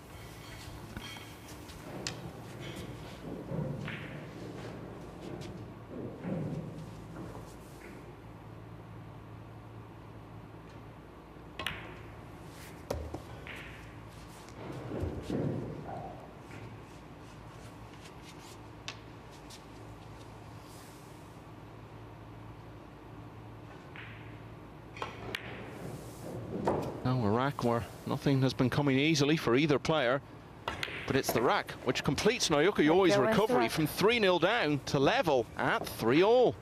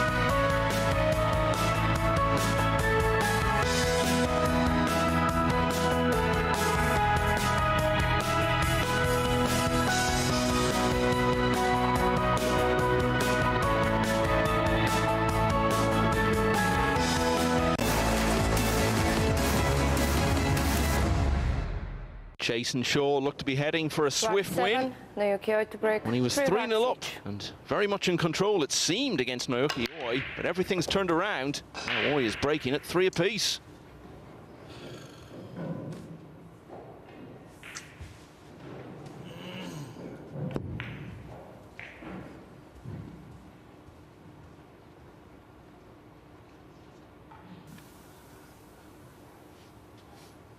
And we'll see what he plays from here. Very odd situation. Situation over on 2 is that Konrad Yushashin, who's won all of his matches today, still has every chance to win this one. He's levelled with Alex Pagulayan at 3 each. It's the same situation on both tables right now on this Saturday night at the Morningside Arena. And it looks like he can bank this away, but between the 6-9 and kind of go 1 rail, maybe 2 rails kind of softly behind the 3 to the bottom rail with the cue ball.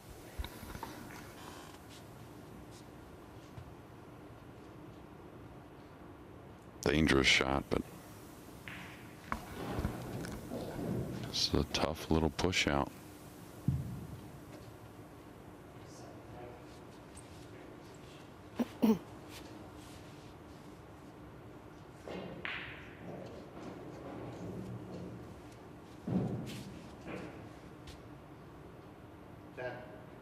Extension code.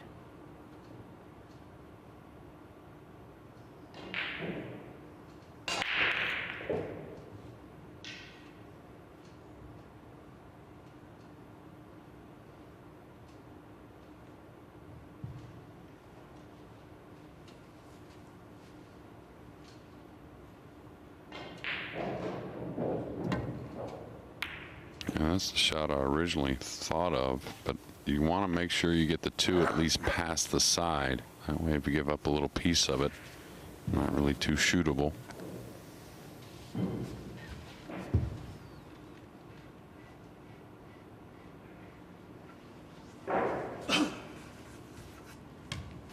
He's looking to cut this ball. Wow. I thought that ball was past the side and not really shootable. Extension code. Watch out for the cue ball in the upper right.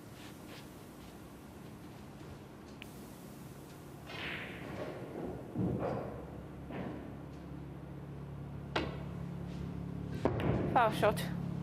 When the cut is that thin, that's always a possibility. Yeah, and I wonder if he had options there, if he just had that little of it, and that's all he had to really play at. Now, that overhead tells me it was a little more shootable, but always going to be dangerous to lose the cue ball in that upper right corner. And it appeared he had options. And Shaw suddenly with a chance to reassert himself.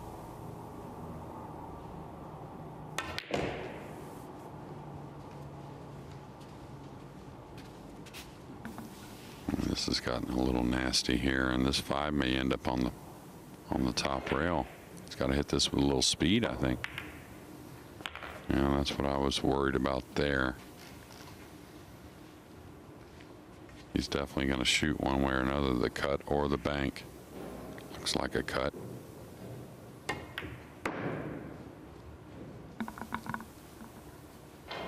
This is going to get a little awkward as well. They have to go some 3 rails with inside English here, kind of drawing below the 7 with a little left side.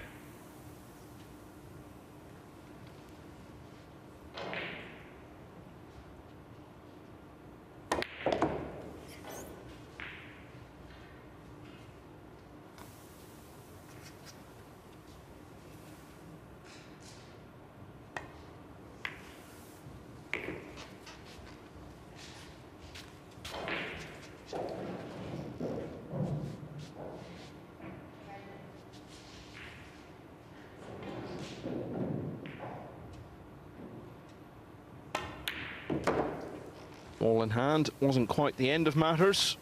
Things got a little complicated for Shaw. But the bottom line is that he has snapped a 3-rack losing streak. He's on the hill and he'll be breaking in the next. As I said, this is Oi's last match of this first day of the second phase. Shaw Shaw still has one more to come against Sanyan Pehlivanovic, who's top of the table.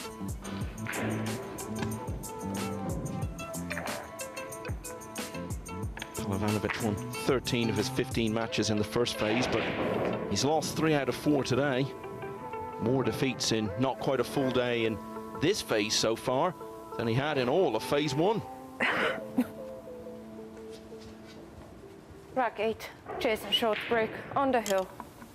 Yeah, Jason's last opportunity to break here in this match. Wants to make the most of it. Sounded like a 9-way combo a little bit. Lucky to get a ball down, wasn't his best. But he does have some type of look at the 2.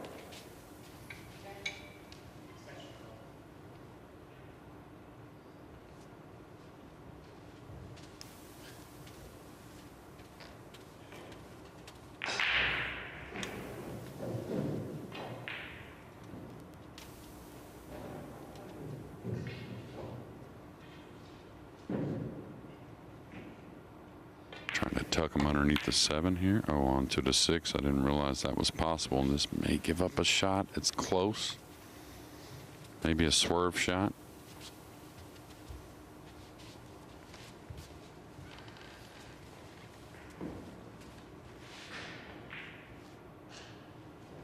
Jason didn't seem too unhappy, so we're going to see the back end of the cue elevated here from Oi. I'm not sure how much speed he can put on this either, so probably pretty do or die here. Got a little bit fortunate.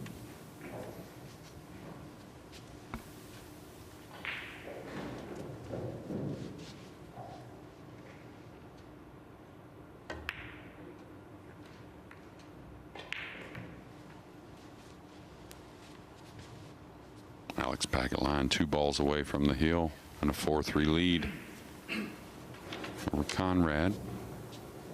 Been no let up from Paquetline. Got off to a really good start in the tournament. Wondered, could he sustain it? Not really been at the top level on a consistent basis in recent years, the way he used to be a couple of decades ago. But he's just kept on going, kept playing well. Power shot. Ball in hand.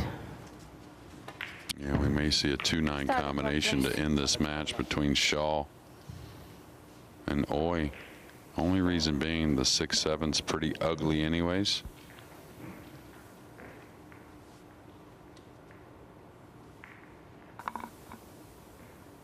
Extension. Extension code.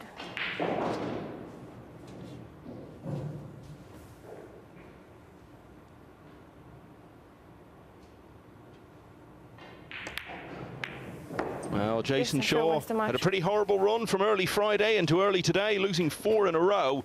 But that's now 3 wins on the bounce. He was 3-0 up. Naoyuki Oi came back to 3-all, but Shaw has taken the next 2, and he moves on to 13 wins. It's the end of a disappointing day for Oi. Simply missed too many balls today. Think of the 6 and the 2 that he missed in consecutive racks against Alex Paquetline earlier, and that rather summed up his day. Very disappointing for him after being second going into today, but he still has every chance to be here for the 6-man climax on Monday. As for Jason Shaw, he'll be back on the table in a few minutes to play the league leader, Sanyan Pehlivanovic.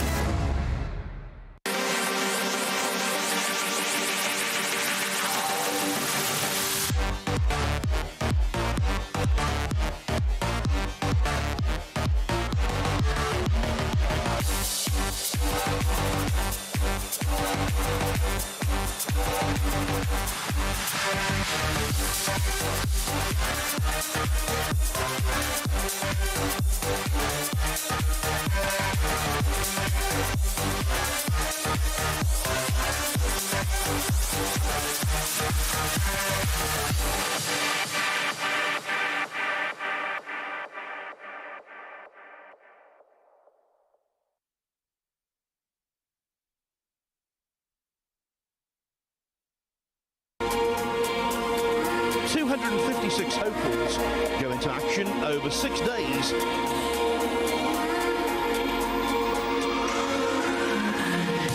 When an irresistible force meets an immovable object, something has got to give, but nothing is given yet. Final of a matchroom promoted tournament, the majors in the game.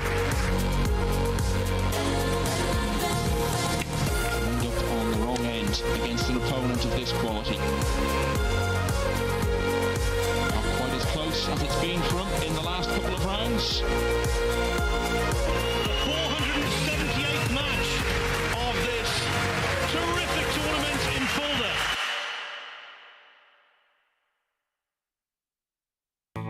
The Diamond Paragon Pool Table. Diamond tables are designed and manufactured from the highest quality, sustainable hardwoods, utilizing world-renowned designs.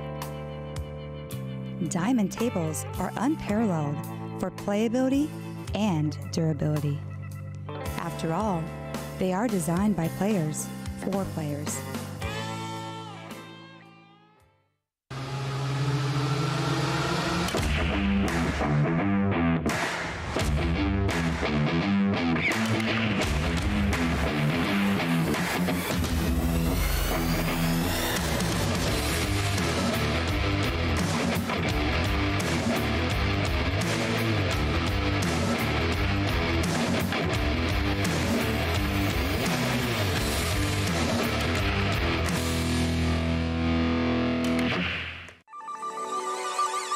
This championship is being played with the new RMF tournament set. Featuring a unique molecular structure, it guarantees razor-sharp precision and unsurpassed longevity. Unquestionably the best pool balls in the world, this set is available in a TV and a value pack version, as well as in the new My RMF Ranger of Ball and Q cases. Now you can bring and play with the best ball set everywhere you go. My RMF, bringing new dimensions to your billiards experience. Of the Kazoo Champion of Champions!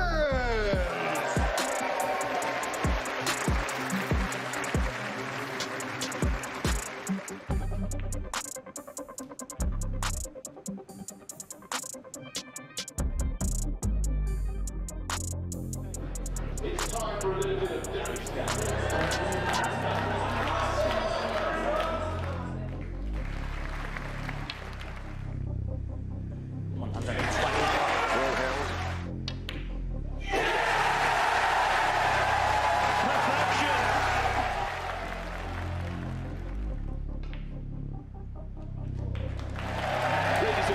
Let's hear it for your champion of champions, Ronnie the Rocket O'Sullivan!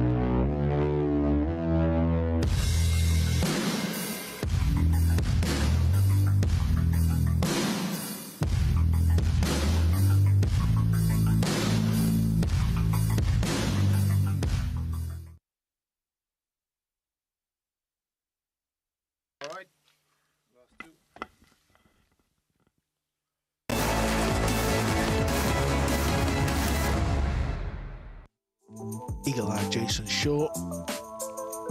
Good win there over Naoyuki Oi. 5 racks to 3 in the end. Jason was 3 up. slowed back. This is what it means. Shaw up to third. 13 points. Along with Sanchez, the current world number 1, world Nineball champ, US Open Nineball champion. He's looking good to win another title. Pehlivanovic, he's the man at the top. He's been there for a couple of days now. Conrad Yushin, he's on table 2 right now. He sits in 4th. I'll tell you about that in a moment. Things are heating up here on day 6. This is the action on table 2. Ocean's just lost a match to Woodward. Aldrin's having a bit of a nightmare day.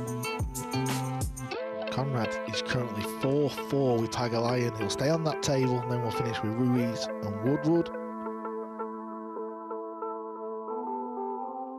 What have we got next? Jason Shaw will stay on this table, where he will play our league leader, Pehlivanovic. And then we'll finish with SVB, who also is having a bit of a mare today, and he will play Pehlivanovic.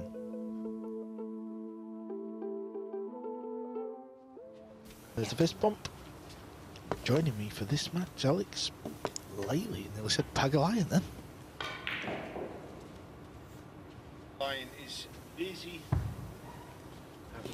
Pehlivanovic is busy 4-4 against Yushishin. Yushishin really has a wonderful day 6 in this PLP. First rack, Sanchez Pehlivanovic. He's yet to lose a match, and for that reason I think he's going to clinch this Hill case game against Pehlivanovic. Now Sanjin Pehlivanovic from Bosnia-Herzegovina here to break. Let's see if he's able to bounce back from his loss against this Polish Konrad Yushishin.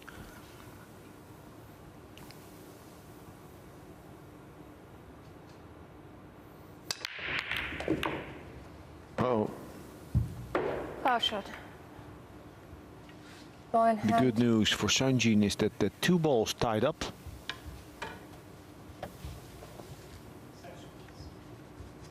Start the clock, please. Yeah, Shaw's got work to do. Doesn't even look like he can put the cue ball anywhere to play a breakout. Ball in hand, you can put the cue ball anywhere. Just the 1 shot. This is table 2. Big shot coming up for Conrad. Got to get back on the 8. Oh, and he's rattled it. Can you believe it? How big is that miss going to prove to be? For me, that's pressure combined with fatigue, mental fatigue. Didn't need to do a whole lot on that shot. But probably what caused the miss was that he tried to use the side of the pocket to get that cue ball to the left of the 8 ball. On table 1, a nice safety by Jason Shaw. Earlier today he said he would be playing no safety 9 ball. But actually in his last match that we saw, you know, I think he's having a real nice balance now in his game. Pehlivanovic, well short on the 8. Yeah, so we'll stay with this table. Pehlivanovic misses Ball in hand. the kick, and I think Shaw will chase the 9 with a combination. Is Alex playing Start the clock, please. bank shot? No, he's played the cut, sorry. What a shot Pagalian's played there. Yeah, it's an early rack win for sure. The safety's paid off. Pagalian's on the 9 ball. We've just seen him play a beautiful thin clip on the 8. Yeah, brings it home. Alex Pehlivanovic. Strong finish, Pehlivanovic, dependent on that miss on the 7 by Yushishin. Yushishin, not a perfect day, and he was on a run, he had the momentum. I wonder how he will sleep tonight. He's still in a good position, Yushishin. But it takes the silver lining away. Second rack. Now Shaw to break up to 1-0. Now the leaders on the table, Pehlivanovic, FSR, Jason Shaw, they're in a very good spot. And really, I think their thoughts will be starting to go to day 8, the final day. Yeah, I mean, obviously Conrad, we've just seen him miss the brown 7 and lose the point, but he stays on that table, and he's going to be playing Wu Kun Lin. So if he can win that match, it's a good day. Yes. He can forget about bad miss. Yeah, in that sense, he's lucky to have a match after that. It's not nice having to go to sleep after missing a hill opportunity. Push out cold, a long jump straight in on the 2. Well, surely he's going to get this one back, Alex. Why would you want to play this one? Well, you would want to play it? This is 2023. I'll remember that if we ever play. I'll just keep pushing out to the long jump shot where you got to draw back for the ping 4.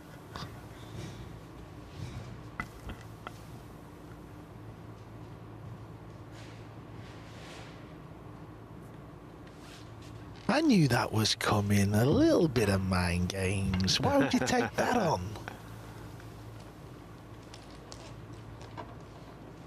Well, it's a makeable ball. He doesn't need to come back. Stop it is good enough.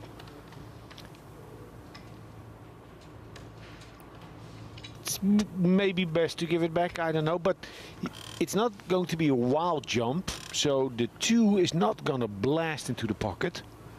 Pocket will be receptive. And chance for safety if you miss with the 8 and 5 in that position. Yeah, but I know Jason likes to jump draw. I think he's trying to fizz the cue ball back a little bit.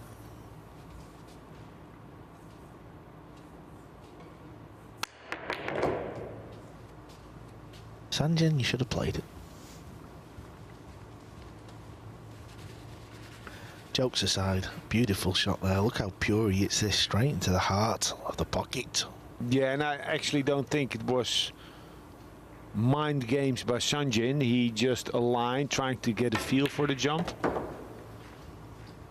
And then said, well, this doesn't feel right.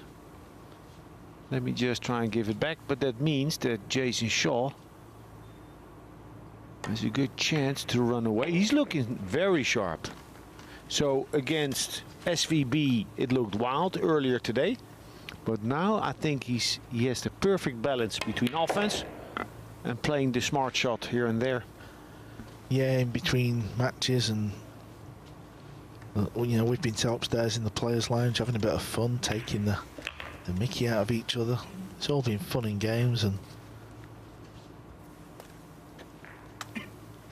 we're really approaching the business end of this event now.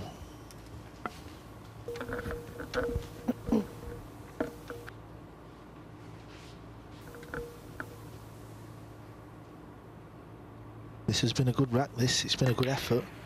And the 9-ball is there. Shaw's having a good time here, and we're about to have a belting time because we're joined. Alex Pagaline's joined us here in the booth. Hey guys. What's the dealio? Nothing. Hey, a 5-4 win?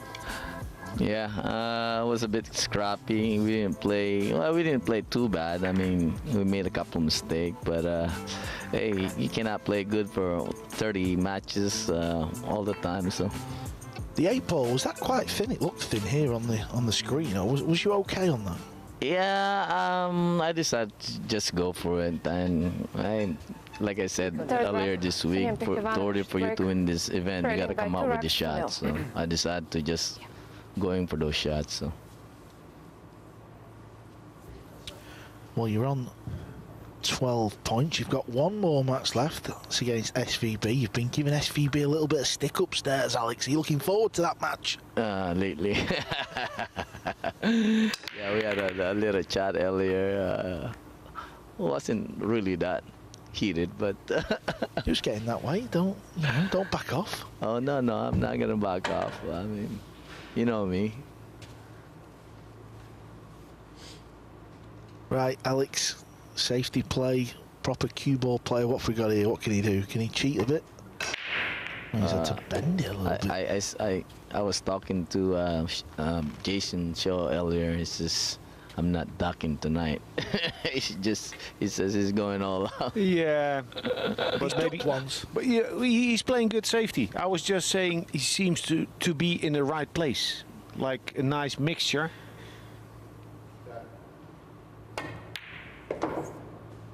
He's just playing with freedom. Yeah.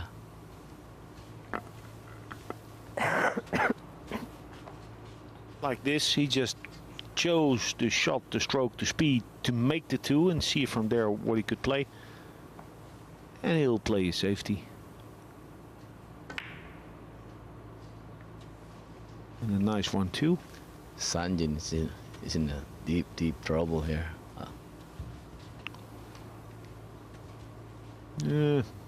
The one rail kick off of the top rail is difficult in that it's very sensitive. And also the two rails is very difficult, so I guess jump is the right choice, huh? And what do you jump for? That's the good question. Yeah. Just to hit the ball. Well, yeah, there you go. Yeah, maybe hit it straight to try and stun the cue ball forward. Ah, I like that idea. Wow. Oh, you almost made that one. Nice effort by Pehlivanovic. Say it again. Pehlivanovic. Pehlivanovic. Yes. Pehlivanovic. Now, if you want to play safe, you call him Sanjin. Sanjin, okay. If you want to do a Jason Shaw, you try Pehlivanovic. Pehlivanovic. Stick to the safety shots, Alex. Wait, Pehlivanovic. Ah. Aye. Uh-huh. Now, going forward off of the 3, the 9-ball, look at this. 9-ball would be big. Opa. Oh my God, is he stroking him good or what? Oh yeah, he's playing with freedom. Yeah. And he's eagle eye, he shoots the ball straight. That the difficulty of that shot that he played. 9? You know, if I ever tried those shots, Alex, I'd probably make 1 out of 10 because you know I'm 5'2" and 5'3". Yeah, but the one you make would be the big one in the big moment.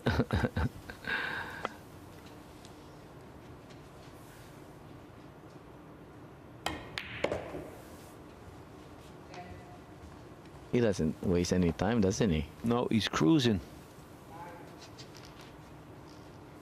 Had a pizza, had a joke upstairs. And he's good to go. Good win over Naoyuki Oi, and he's looking to asphalt Sanjin.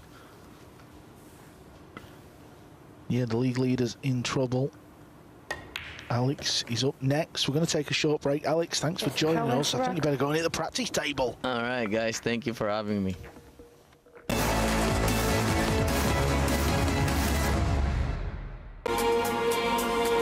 .256 hopefuls go into action over 6 days.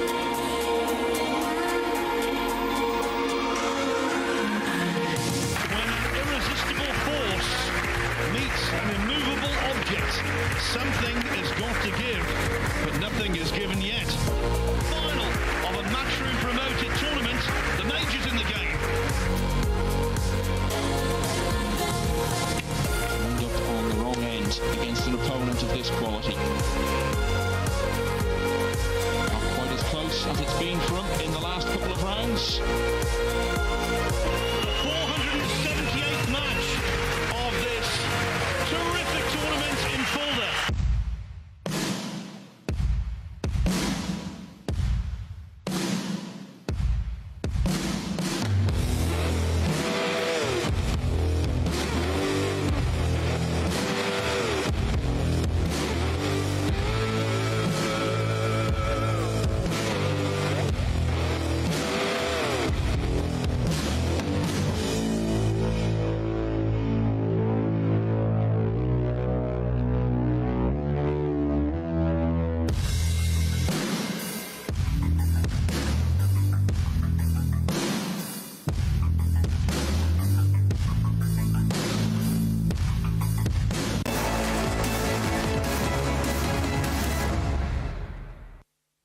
Rack 4, Jason Shaw to break, leading by 3 racks to 0. Jason Shaw lost his opening match of day 6, but since then it's been all flow, all shot making the good pots. Yeah, he's kicking into gear at the right time. He's now playing tournament winning pool.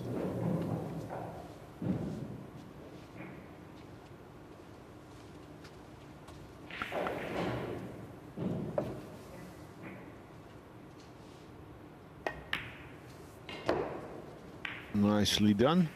Played it deep, so he came close to the 2-ball, but it means that with this angle, his route towards the 3 is easy.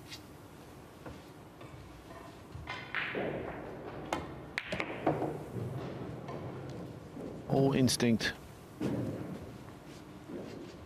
Yeah, he's a little shy of pace, but the main thing, he's come off the second rail and he's got a shot.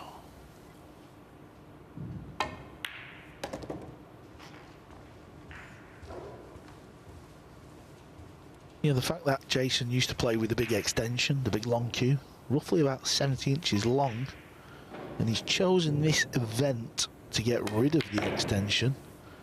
Well, this is like a fast-track learning week, isn't it, to get rid of the extension? Now he's going to be fully dialed in with it. Oh yeah, perfect.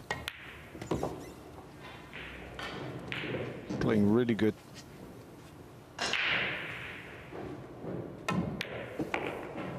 He's one of those players, it comes automatic, not just the line of aim, but the speed and the spin. It's just, it clicks, it's there. Doesn't look like he's really aiming. Filling in the blanks. Cue ball landing in the right spot. Jason Shaw wins the And a rack. very swift break and run for a 4-zip lead. Yeah, we've just seen Wu Kun Lin pop the 9-ball there, and Conrad was at the table. He made a mistake, so in the previous match where he missed the 7-ball against Pagalayan, is he still thinking about that? Maybe he is. Yeah, difficult to make that reset. Earlier this week he had a loss against Saudi Arabian Al-Ghamdi, and he admitted that it took him a long time to get that out of his mind. Back 5. Senjan Pehlivanovic to break, trailing by 4 Same racks thing below. in the World Championship snooker, all those matches over multiple sessions. It goes, because of the duration of matches and the amount of snooker that they play, it goes in blocks. So one player will win 3-4 frames, then the other player will win 3-4.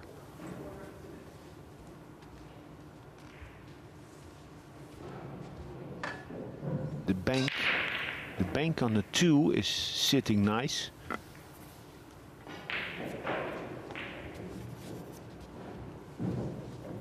It's not said he's supposed to play this. If it cuts, he'll cut.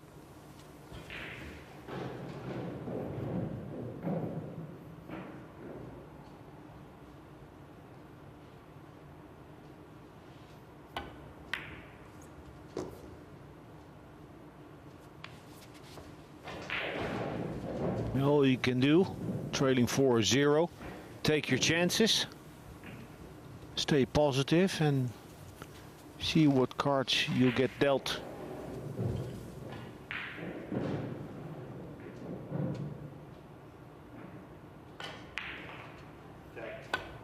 You can see the contrast in styles. Shaw plays on instinct, gets down, naturally falls into the correct potting angle and just pulls the trigger. Sanchez takes a bit more time when he's down there. Must be really looking through the shots, making sure he feels like he's got the right aim.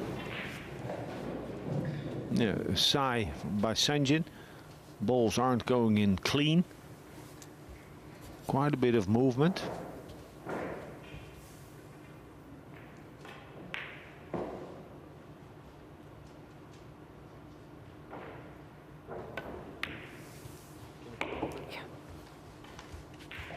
This is not where you want it to be.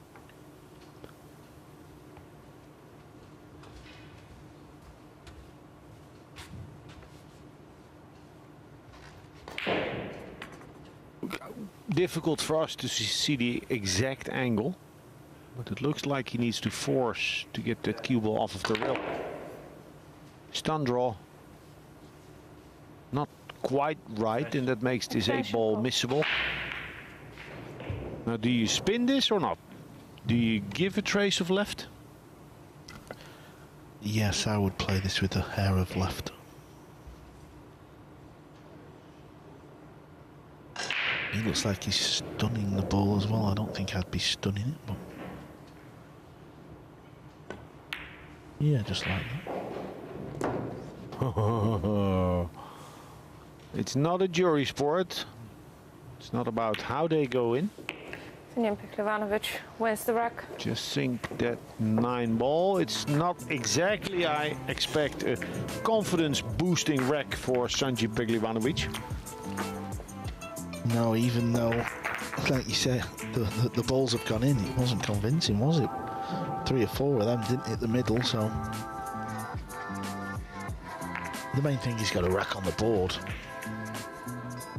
He's been at the top of this league table for a couple of days now, hasn't he? Yeah, but that's stage 1, and everyone, including himself, knows that when you get to stage 2, 6 players eliminated, something changes. New chemistry and different momentum.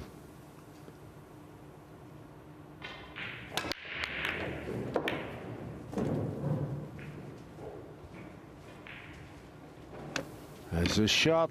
Shaw to the side pocket on the right.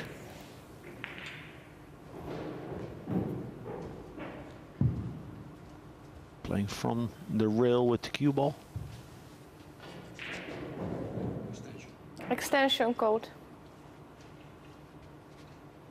Look at him, getting ready for the shot. This is the work he has done with Stephen Feeney. Mr. Side right. Boom. That's class, that. Would be even better, that shot, if he was the one trailing 4-1. As good as the 1-ball was, a careless 2-ball, I dare say. I'm not saying he's, sorry Carl, I'm not saying he's not allowed to miss.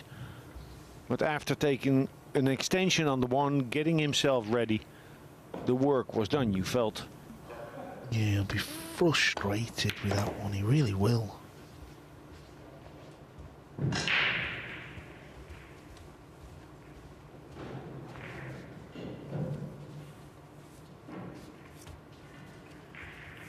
Slight angle towards the rail, he'll stop the cue ball there.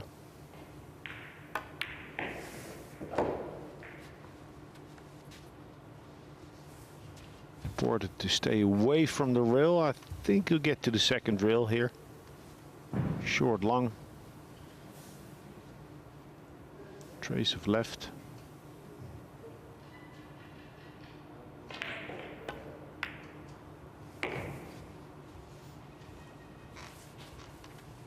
Played more low and no left. Actually, a more confident stroke like that.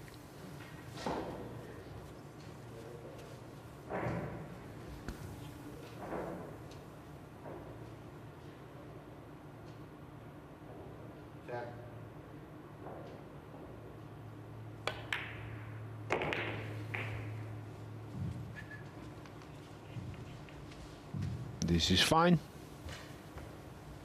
Little stretch. But a nice 2-rail route to go into the 9.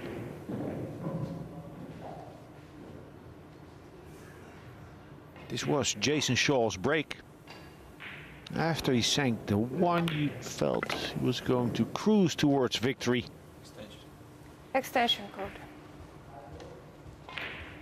But it's been a hard days of work for Jason Shaw. Got ahead of himself somewhat on the 2-ball.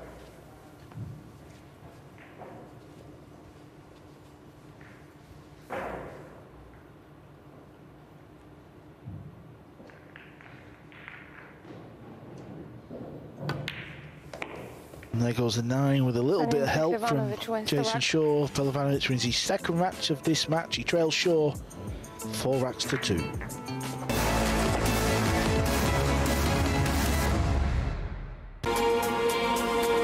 .256 hopefuls go into action over 6 days.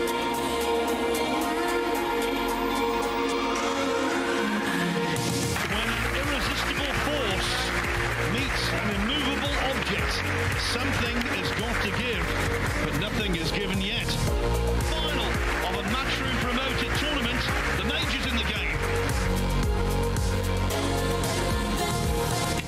Wound up on the wrong end against an opponent of this quality. Not quite as close as it's been for him in the last couple of rounds. The 478th match of this terrific tournament in Fulda.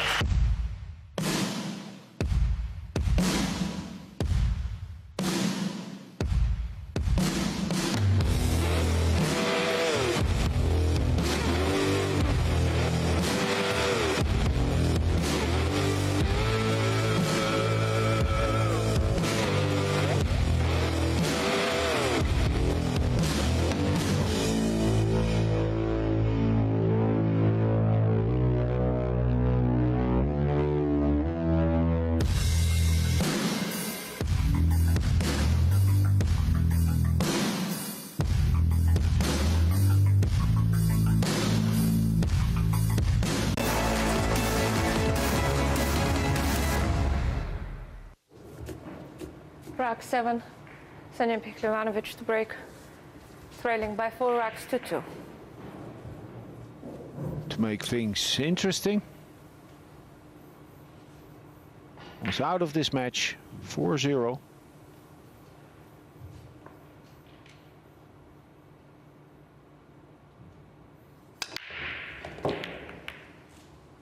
Good speed.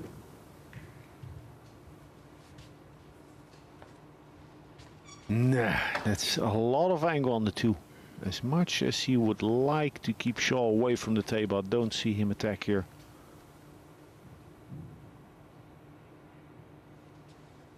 On the other hand, safety's not there. So do you push or do you attack? Well, if we assess all that, then maybe yes. Try and slice it in. Because you're at a disadvantage pushing out.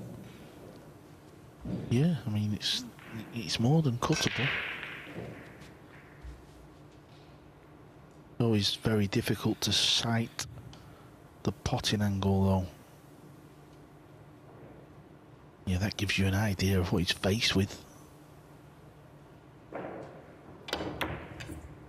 Oh, shot. Showing a lot of heart. Brilliant shot, Alex. Not taking anything away of his stroke and his pot, but what helps there is that it's along the rail. And it was almost a maximum cut. Beautiful shot. Now keep your cool, control the cue ball, win rack 7, and put pressure on Shaw to clinch it in the 8th.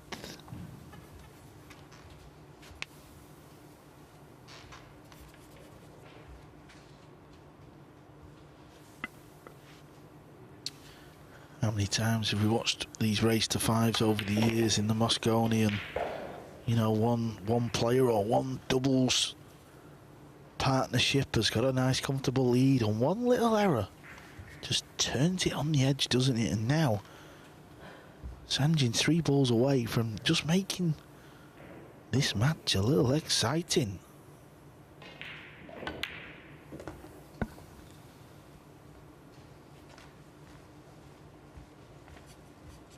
Yeah. Great shot on the 2. Fully deserved. And in that sense also helped by the fact, I think, that there was no good safety available. So there wasn't an alternative. If there's an alternative that you would consider, then it's difficult to pull the trigger. But if you know there's nothing else and you don't want to play the push out, it was go time, and he did. Sanjin Pehlivanovic missed the rack. 4-3. Jason put the extension on ready because it will be his break.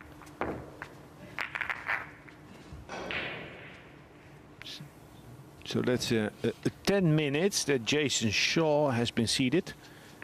Everything before that missed 2 ball was good. what the Scotsman did. And he's not going to be totally frustrated. I mean, it's round-robin format. You can make a mistake, you can lose a match, but it's still 10 minutes of discontent. Jason, yeah, and the way he's been playing, he's been potting everything, he's been playing some smart safeties. He knows he should be set upstairs now. Cueing the case. Instead, he's breaking. What's he got? Oh, he needs a bit of help. He's not going to get it. You get the ultimate punishment a lot in this game. And Desi's got a work cut out here, taking the rack off. Yeah, in general, players, they know the drill. You're not going to complain about this, knowing that you should have made that 2-ball 2 racks ago. Anything that comes after an unforced error push out code is due to your unforced error.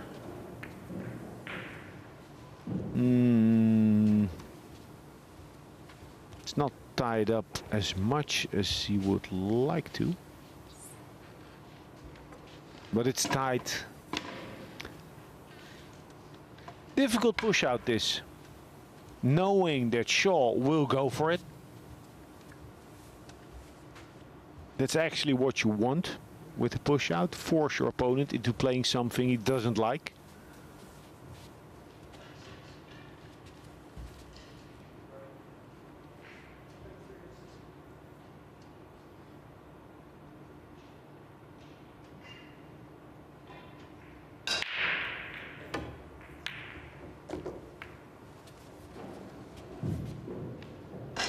Steered that one in. There was a lot of movement on the shot. That probably replicates where the 2-ball went in the pocket. Yeah, what you do a lot, you become good at. So if other players would move as much as Sanjin does, they would miss the shot.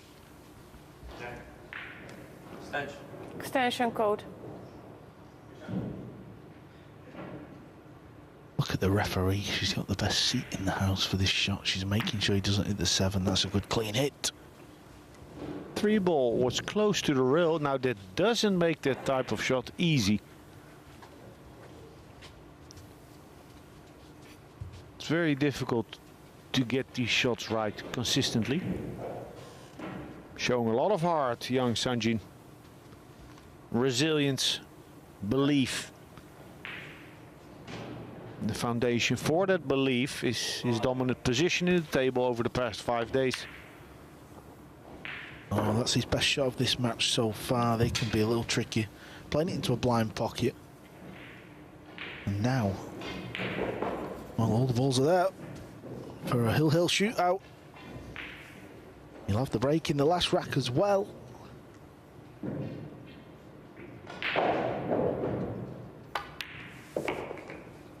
He was 4 racks to 0 down. He was facing a donut.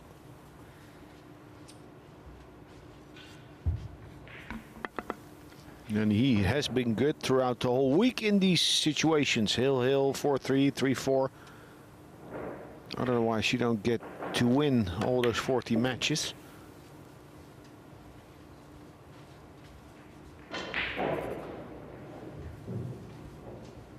He's never lacked self-confidence, this former junior world champion, European champion. But still, I'm sure he has learned a lot about himself this week.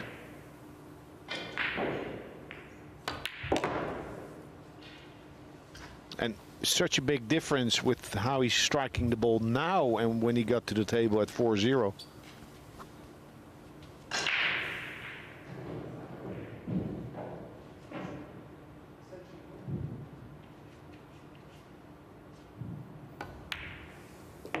We got action. We've got a final rack shootout here on table 1. Table 2's a little slower. It's 3-2. Luke and Lin. He's kind of just hovering around that 7 mark. Top 6 qualify. He's on 10 wins out of 19.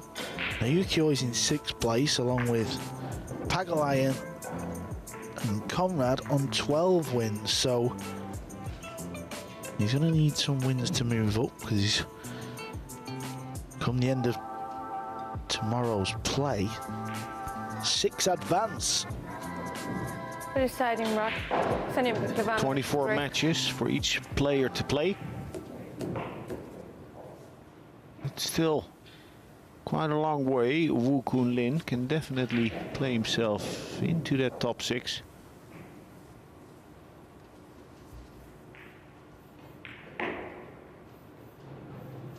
Hill. Breaking for the match. Sanjin, that would be a hell of a comeback.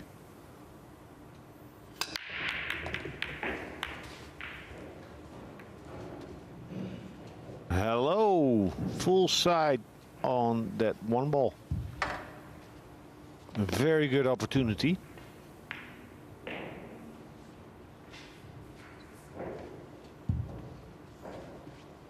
Can he get it done?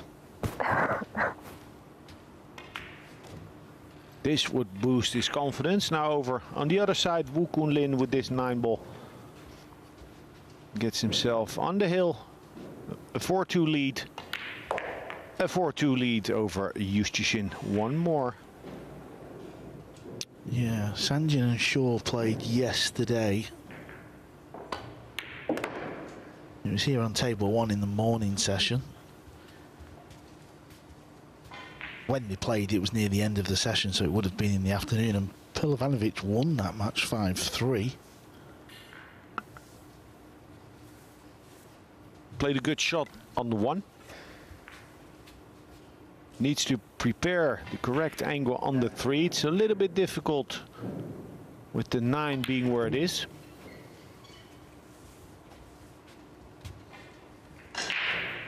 Can settle for a longer 4 or for more of a cut. He's looked at the angle for a longer 4 ball coming past the 9. You're saying he's going to risk going past the 9? No, he's done well. Oh, there was an... Oh. Yeah, he's good. He's okay. Well, you say he's good. Is he good? He's good to make the 4, but he needs to have an angle on the 6. Yeah, that's what I was thinking. I was a bit like you. I thought, well, he's gone past the 9. He's okay. He's getting down quick, though, so he feels okay. Well, you know how it is. Hill.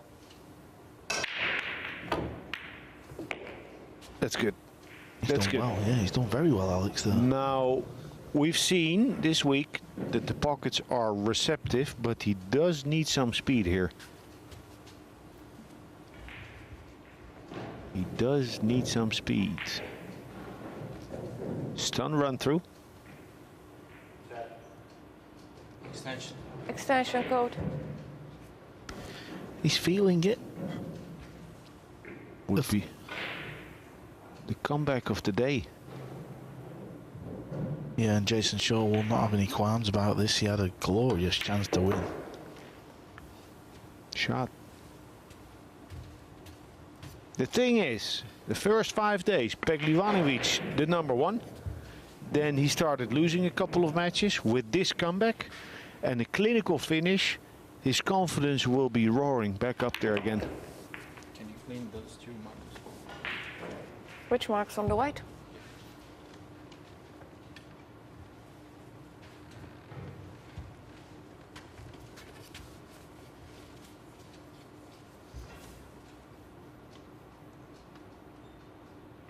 Shaw's seen enough. You can see in the distance he's starting to get his equipment separated. Sanjin Pehlivanovic, he was 4 racks to 0 down against Shaw. Shaw missed the 2 ball for the match. Pehlivanovic wins 5 racks to 4. What a performance from our league leader.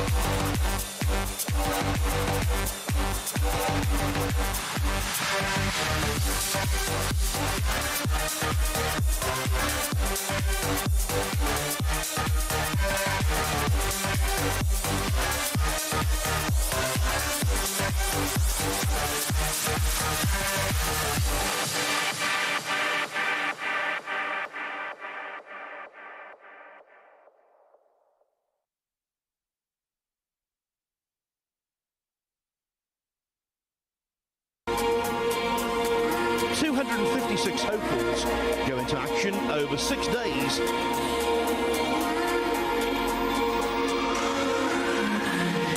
When an irresistible force meets an immovable object, something has got to give, but nothing is given yet. Final of a matchroom promoted tournament, the majors in the game. End up on the wrong end against an opponent of this quality. Not quite as close as it's been for him in the last couple of rounds. 478th match of this terrific tournament in Fulda.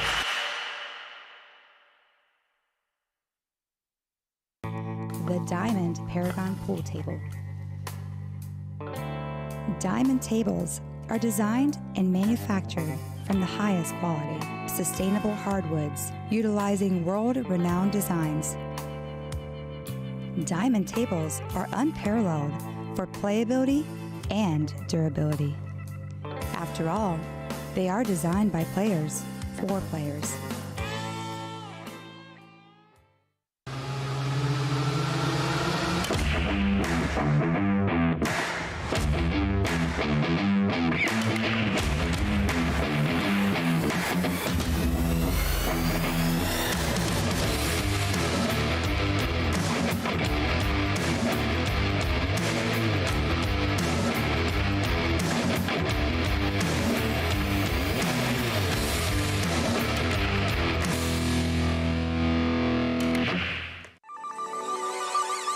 This championship is being played with the new RMS tournament set.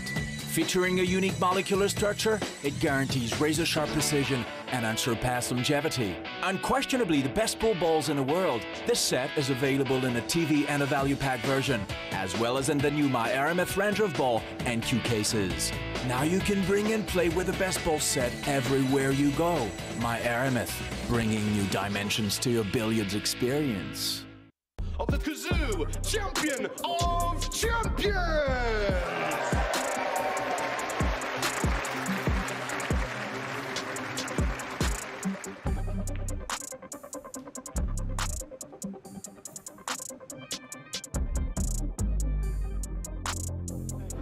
It's time for a little bit of damage down.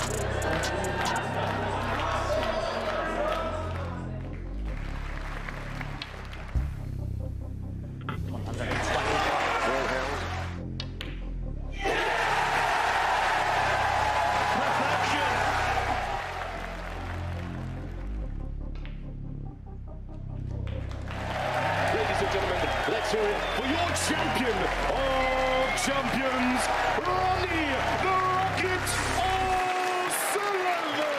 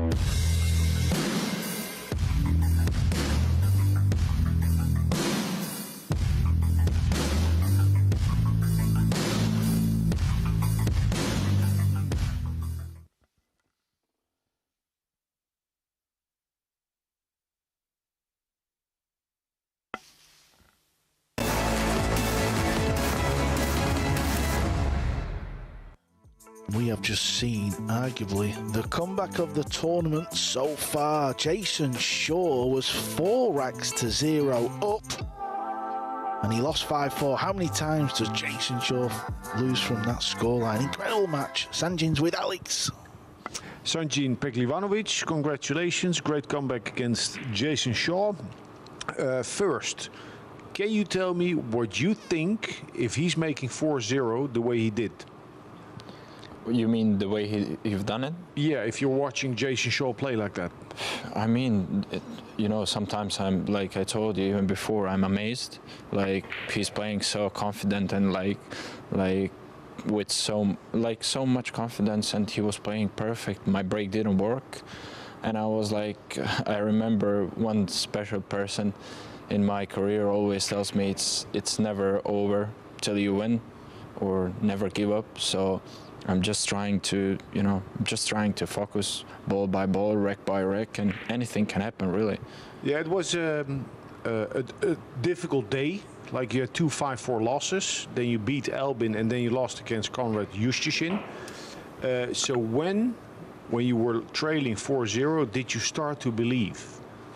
To be honest, like, I never stopped believing, but the way he was playing, I was like, okay, try to figure out the break, because the previous 2 didn't work. And I was like, use your breaks, wait for his mistake, and if you have opportunity, win. If not, we go tomorrow. But I was like, in my mind, on 4-4, I'm not losing third hill in one day, so because I lose the first 2. Yeah, I mean, 4-4, you ran out very clinical. You never looked in trouble, great cue control. Where does that come from? Just winning a lot of matches in the last period of time. I'm feeling confident and really just trying to enjoy the game.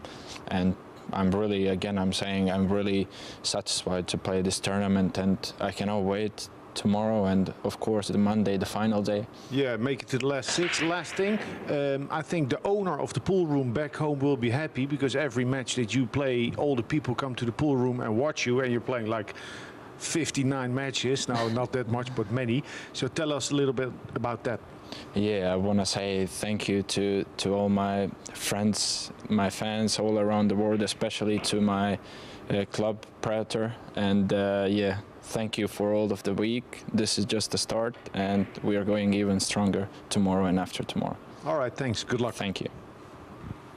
Looking good is Sanjin Pehlivanovic, and then he sees at the top of the table 15 wins out of 20, so 15 points. Jason Shaw stays on 13 with another 3 players. Konrad on 12, so is Naoyuki Oi, and that is the breakaway. The top 6 qualify. How big would that miss on the 2-ball be for Shaw if he doesn't qualify? He's giving himself a little bit to do.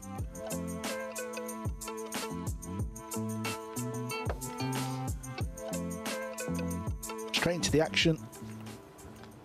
2 of the all-time greats, America's SVB. Maybe just ordering himself a pizza or something on his phone. He's playing Alex Pagulayan.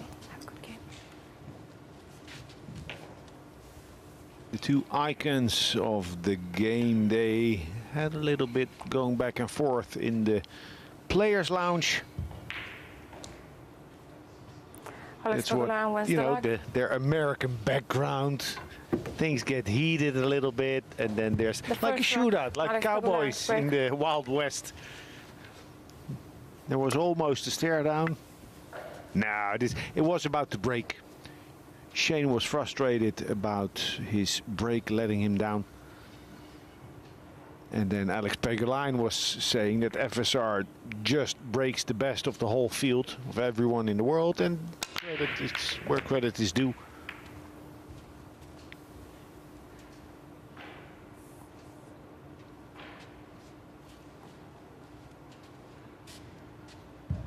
Interesting wreck this, with the 5 and 6 tied up, and the 2-ball open play. It's a difficult push out. The 9 and 4 on the right side. It can be used as a blocker.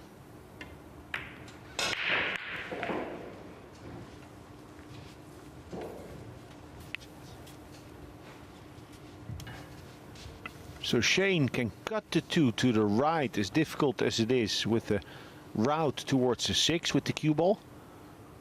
Or try and put that cue ball in the corner top right and bank the 2 towards the 3. He's playing the first shot.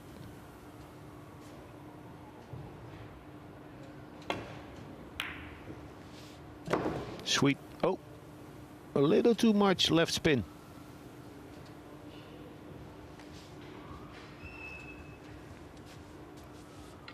Yeah, Shane sits in 10th position, so he's at the bottom of the league table. Just 10 players made it through. Today we lost 6 players.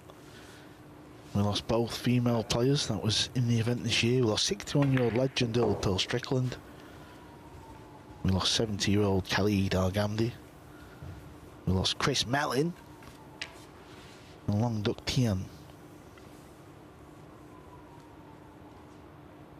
Towards the second diamond on the left, I think.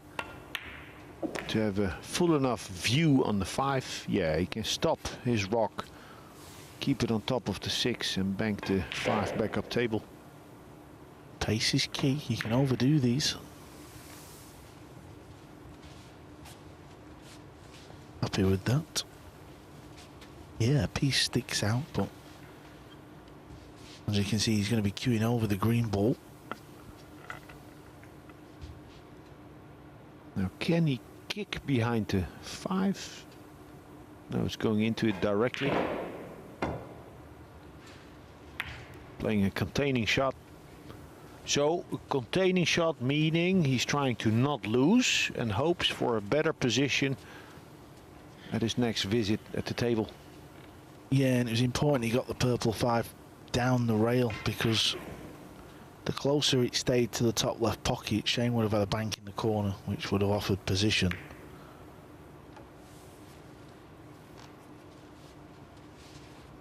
Look at the speed, Alex.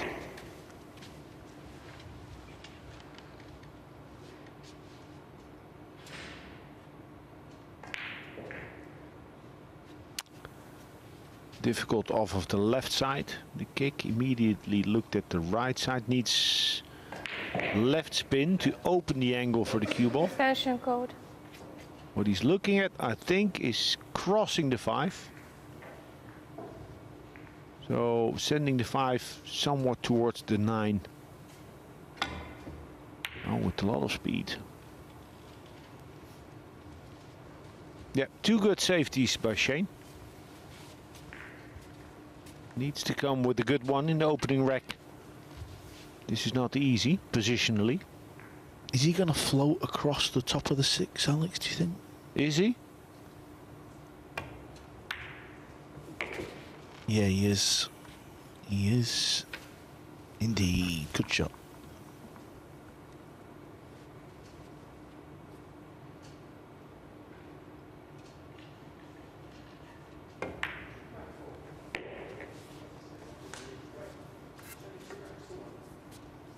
Nice opening rack. I'm always in for a nice safety battle, especially from a push-out situation.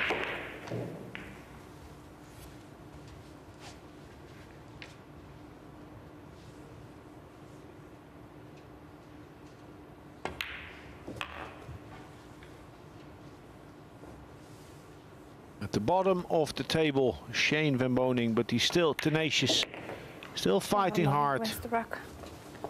Doesn't roll over, and he takes the opening rack. Yeah, same can be said for his fellow American. Woodward's playing on table 2, playing against Sanchez Ruiz, who sits second in the table. Ruiz, Woodward is in 8th place on 9 wins. So Woodward also needs wins, needs them fast. That is the situation we are at. That is what Ruiz is faced with. Tricky long 2 ball to hold position for the red. This is after the break. Leading 1 rack to nil. Doesn't need to play it. Extension call. I'll tell you what he does. I expect he's going to stay disciplined. Yeah, he's playing a push. Sanchez on the other table. SVB has held off the power there. He's gone Sanchez-like. Well, that doesn't seem to be a bad idea. Yeah, hit it good. Well, he missed the one ball in the side, so going to be slightly critical. Save behind the 4 ball is relatively easy, but is it aggressive enough?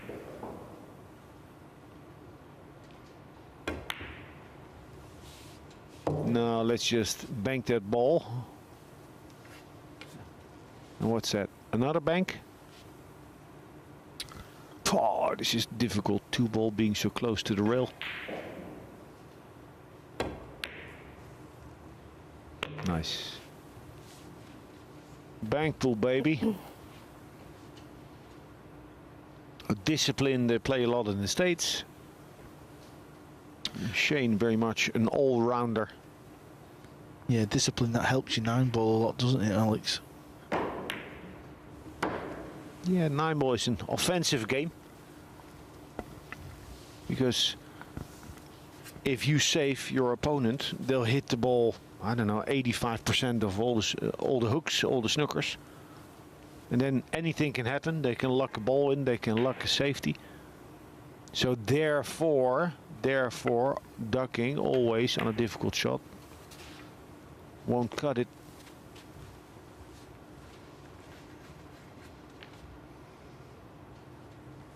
You gotta go. In that sense, there is in 9-ball a lot of heat. So snooker, I'm totally aware that on a 6x12, tighter pocket, smaller balls, the ball pocketing is more difficult, but you can hide a little better on the snooker table.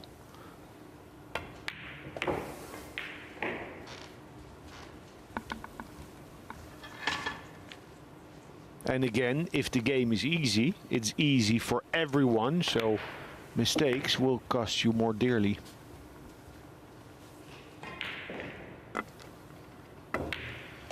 Well, both Americans are going along nicely here. Table 1, SVB wins the opening 2.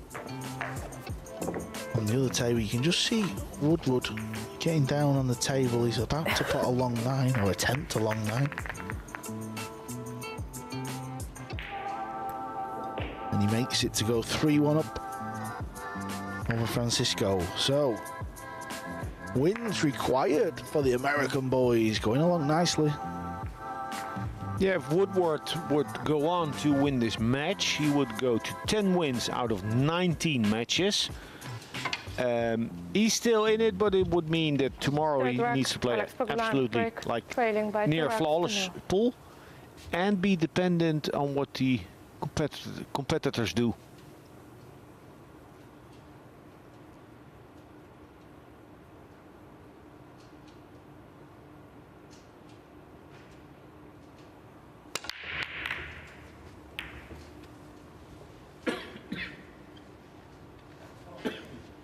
And another push-out battle to be played. The reason, that's my assumption, the reason why they're also missing the 1 ball to the side pocket more is because they're playing a little bit with break. So the players are looking to put that cue ball a little more towards center and played with more draw. They're looking for a better positional way to play it, like FSR does.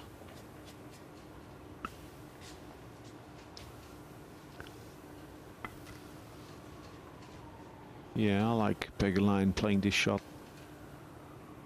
Hit it full in the face, squat the cue ball.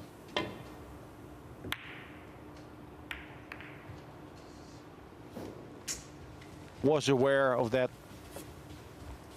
Was aware of not controlling the exact route of the 1.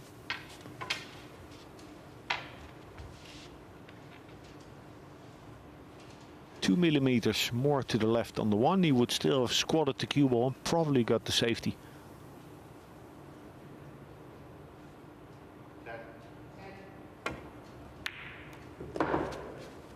Good pot.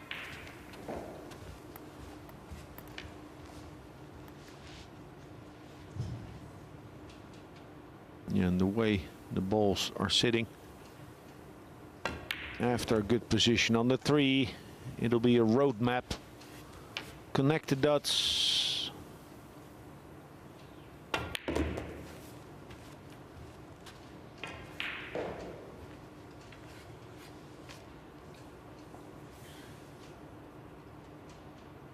in and out of the rail. Same type of stroke now, go to center table.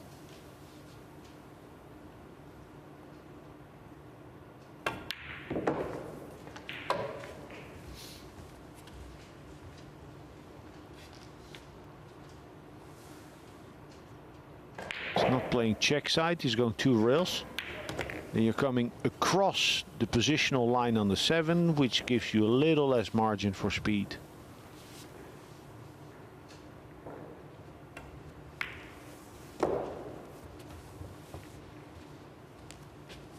Push out battle 1.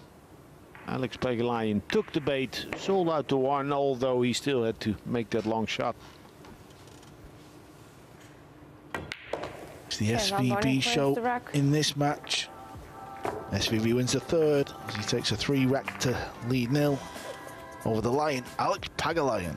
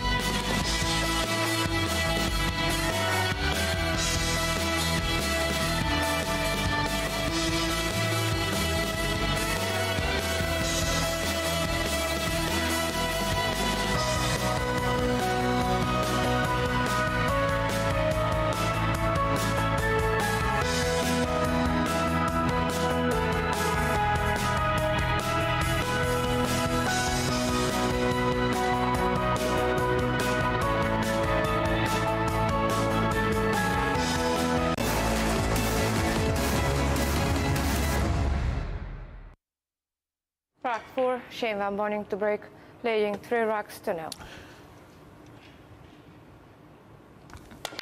Yeah, he's just taking a little pace off the break. Well, look at this. Look at this. Less is more.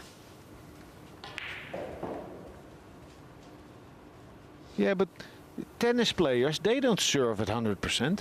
They hold back. They hold back. They'll serve at 70%. Yeah, but they don't have a rule in place. Oh, you're saying it might be too soft? No, I don't think it's too soft. I'm just saying what some of the players are saying upstairs. Okay. I think it's fine. You're just a messenger. Yeah, don't shoot the messenger. Oh, tried to play it off the 9. That was a good shot.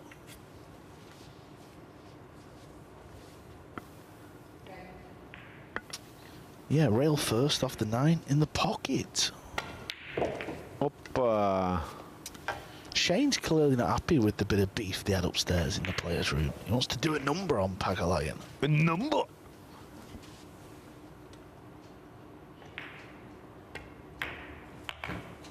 Yeah, it's good to see the man, the champion, enjoy himself a little more. Shane Van Boening wins the rack. Well, I can tell if he's enjoying himself, but he's playing the game. He's like zoned in. Yeah, he's on the hill. Woodward is also on the hill. He leads Ruiz 4-2. These are the last matches of day 6, the night session. Now, what are Shane's odds? And I'm just gonna like make a guesstimation. This goes too far to calculate. But if he's to win every match from now on, he'll get to 13 matches won, and there are already 4 players on 13 or more matches. So he would need to be perfect, lucky, and have some cooperation from the competitors.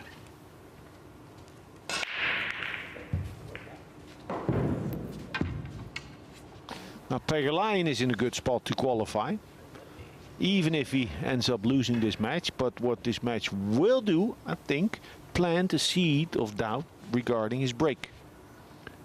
It's absent.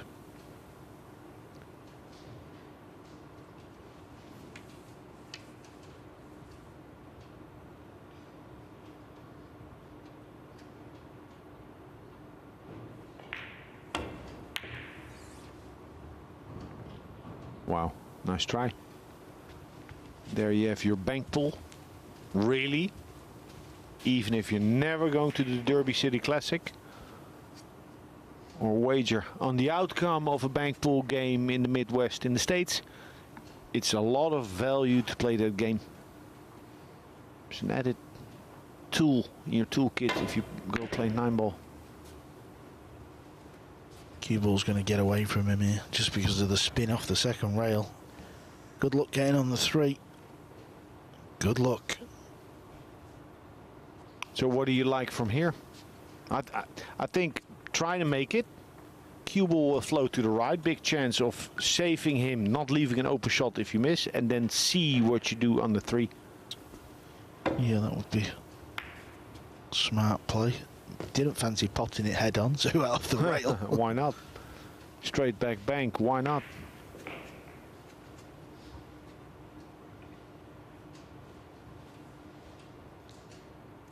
Straight in the face. If he misses this, if he's playing the bank, he'll miss short. So he can't play with too much speed.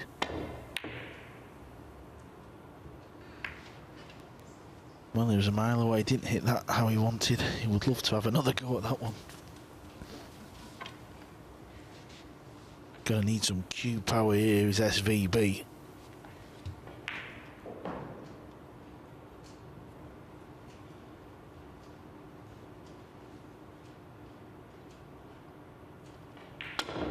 Hoppa! That's a stroke. There aren't too many people in the world that can play that shot. Yeah, that is disgusting. It really is. What a pot.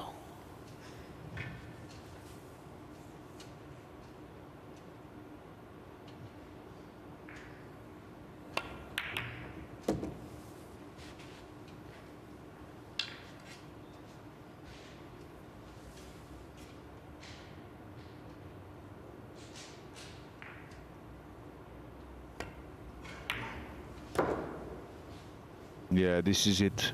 Can't seem to go wrong from here. Not the way he's been playing this match. It's been top notch.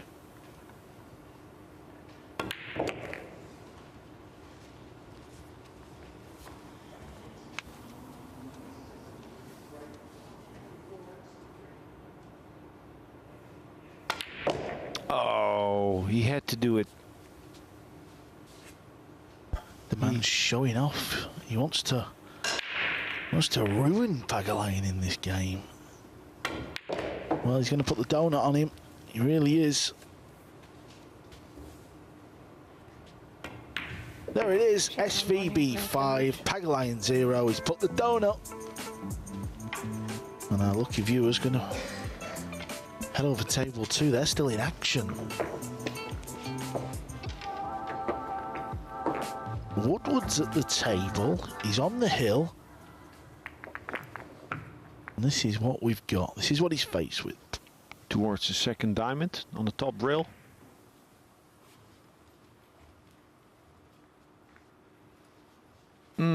Nearly got there. Yeah. Yeah, he played both balls.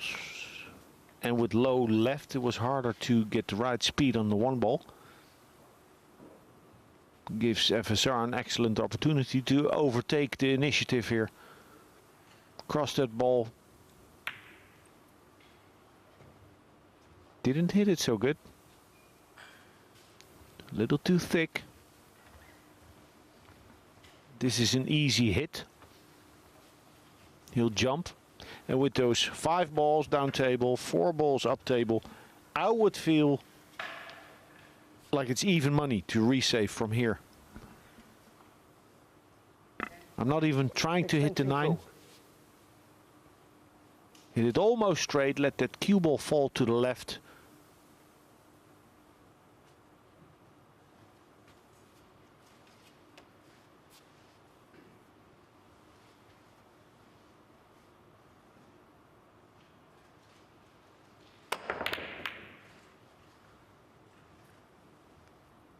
Good cue ball, needs to bounce.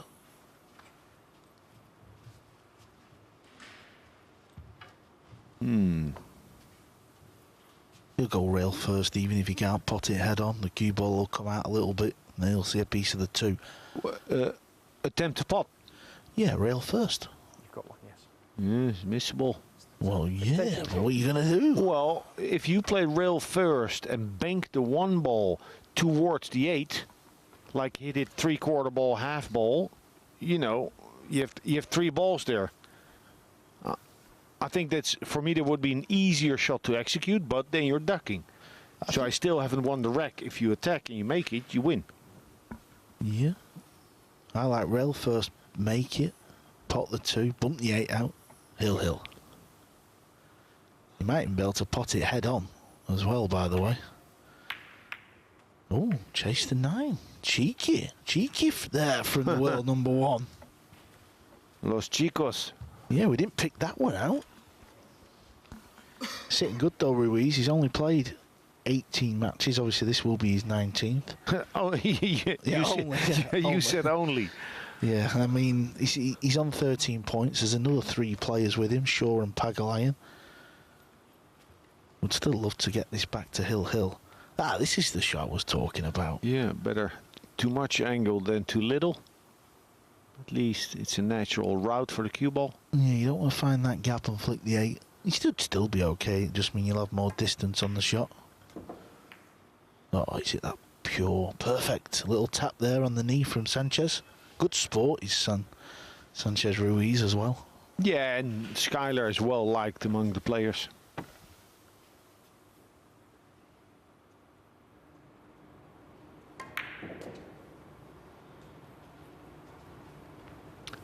Spin, spun.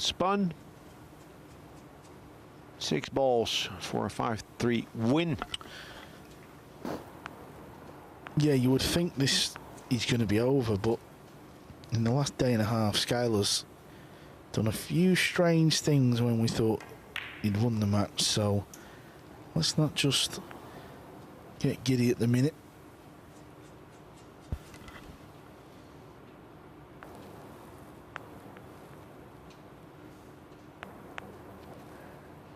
Done forward. Hoppa. That didn't roll off.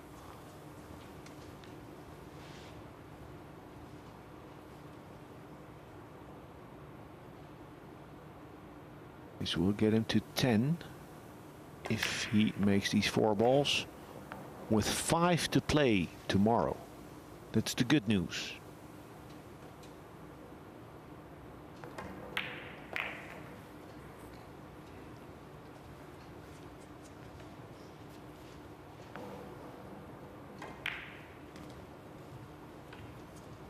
And there it is. Skylar Woodward finishes day 6 with a win over FSR, the world number 1.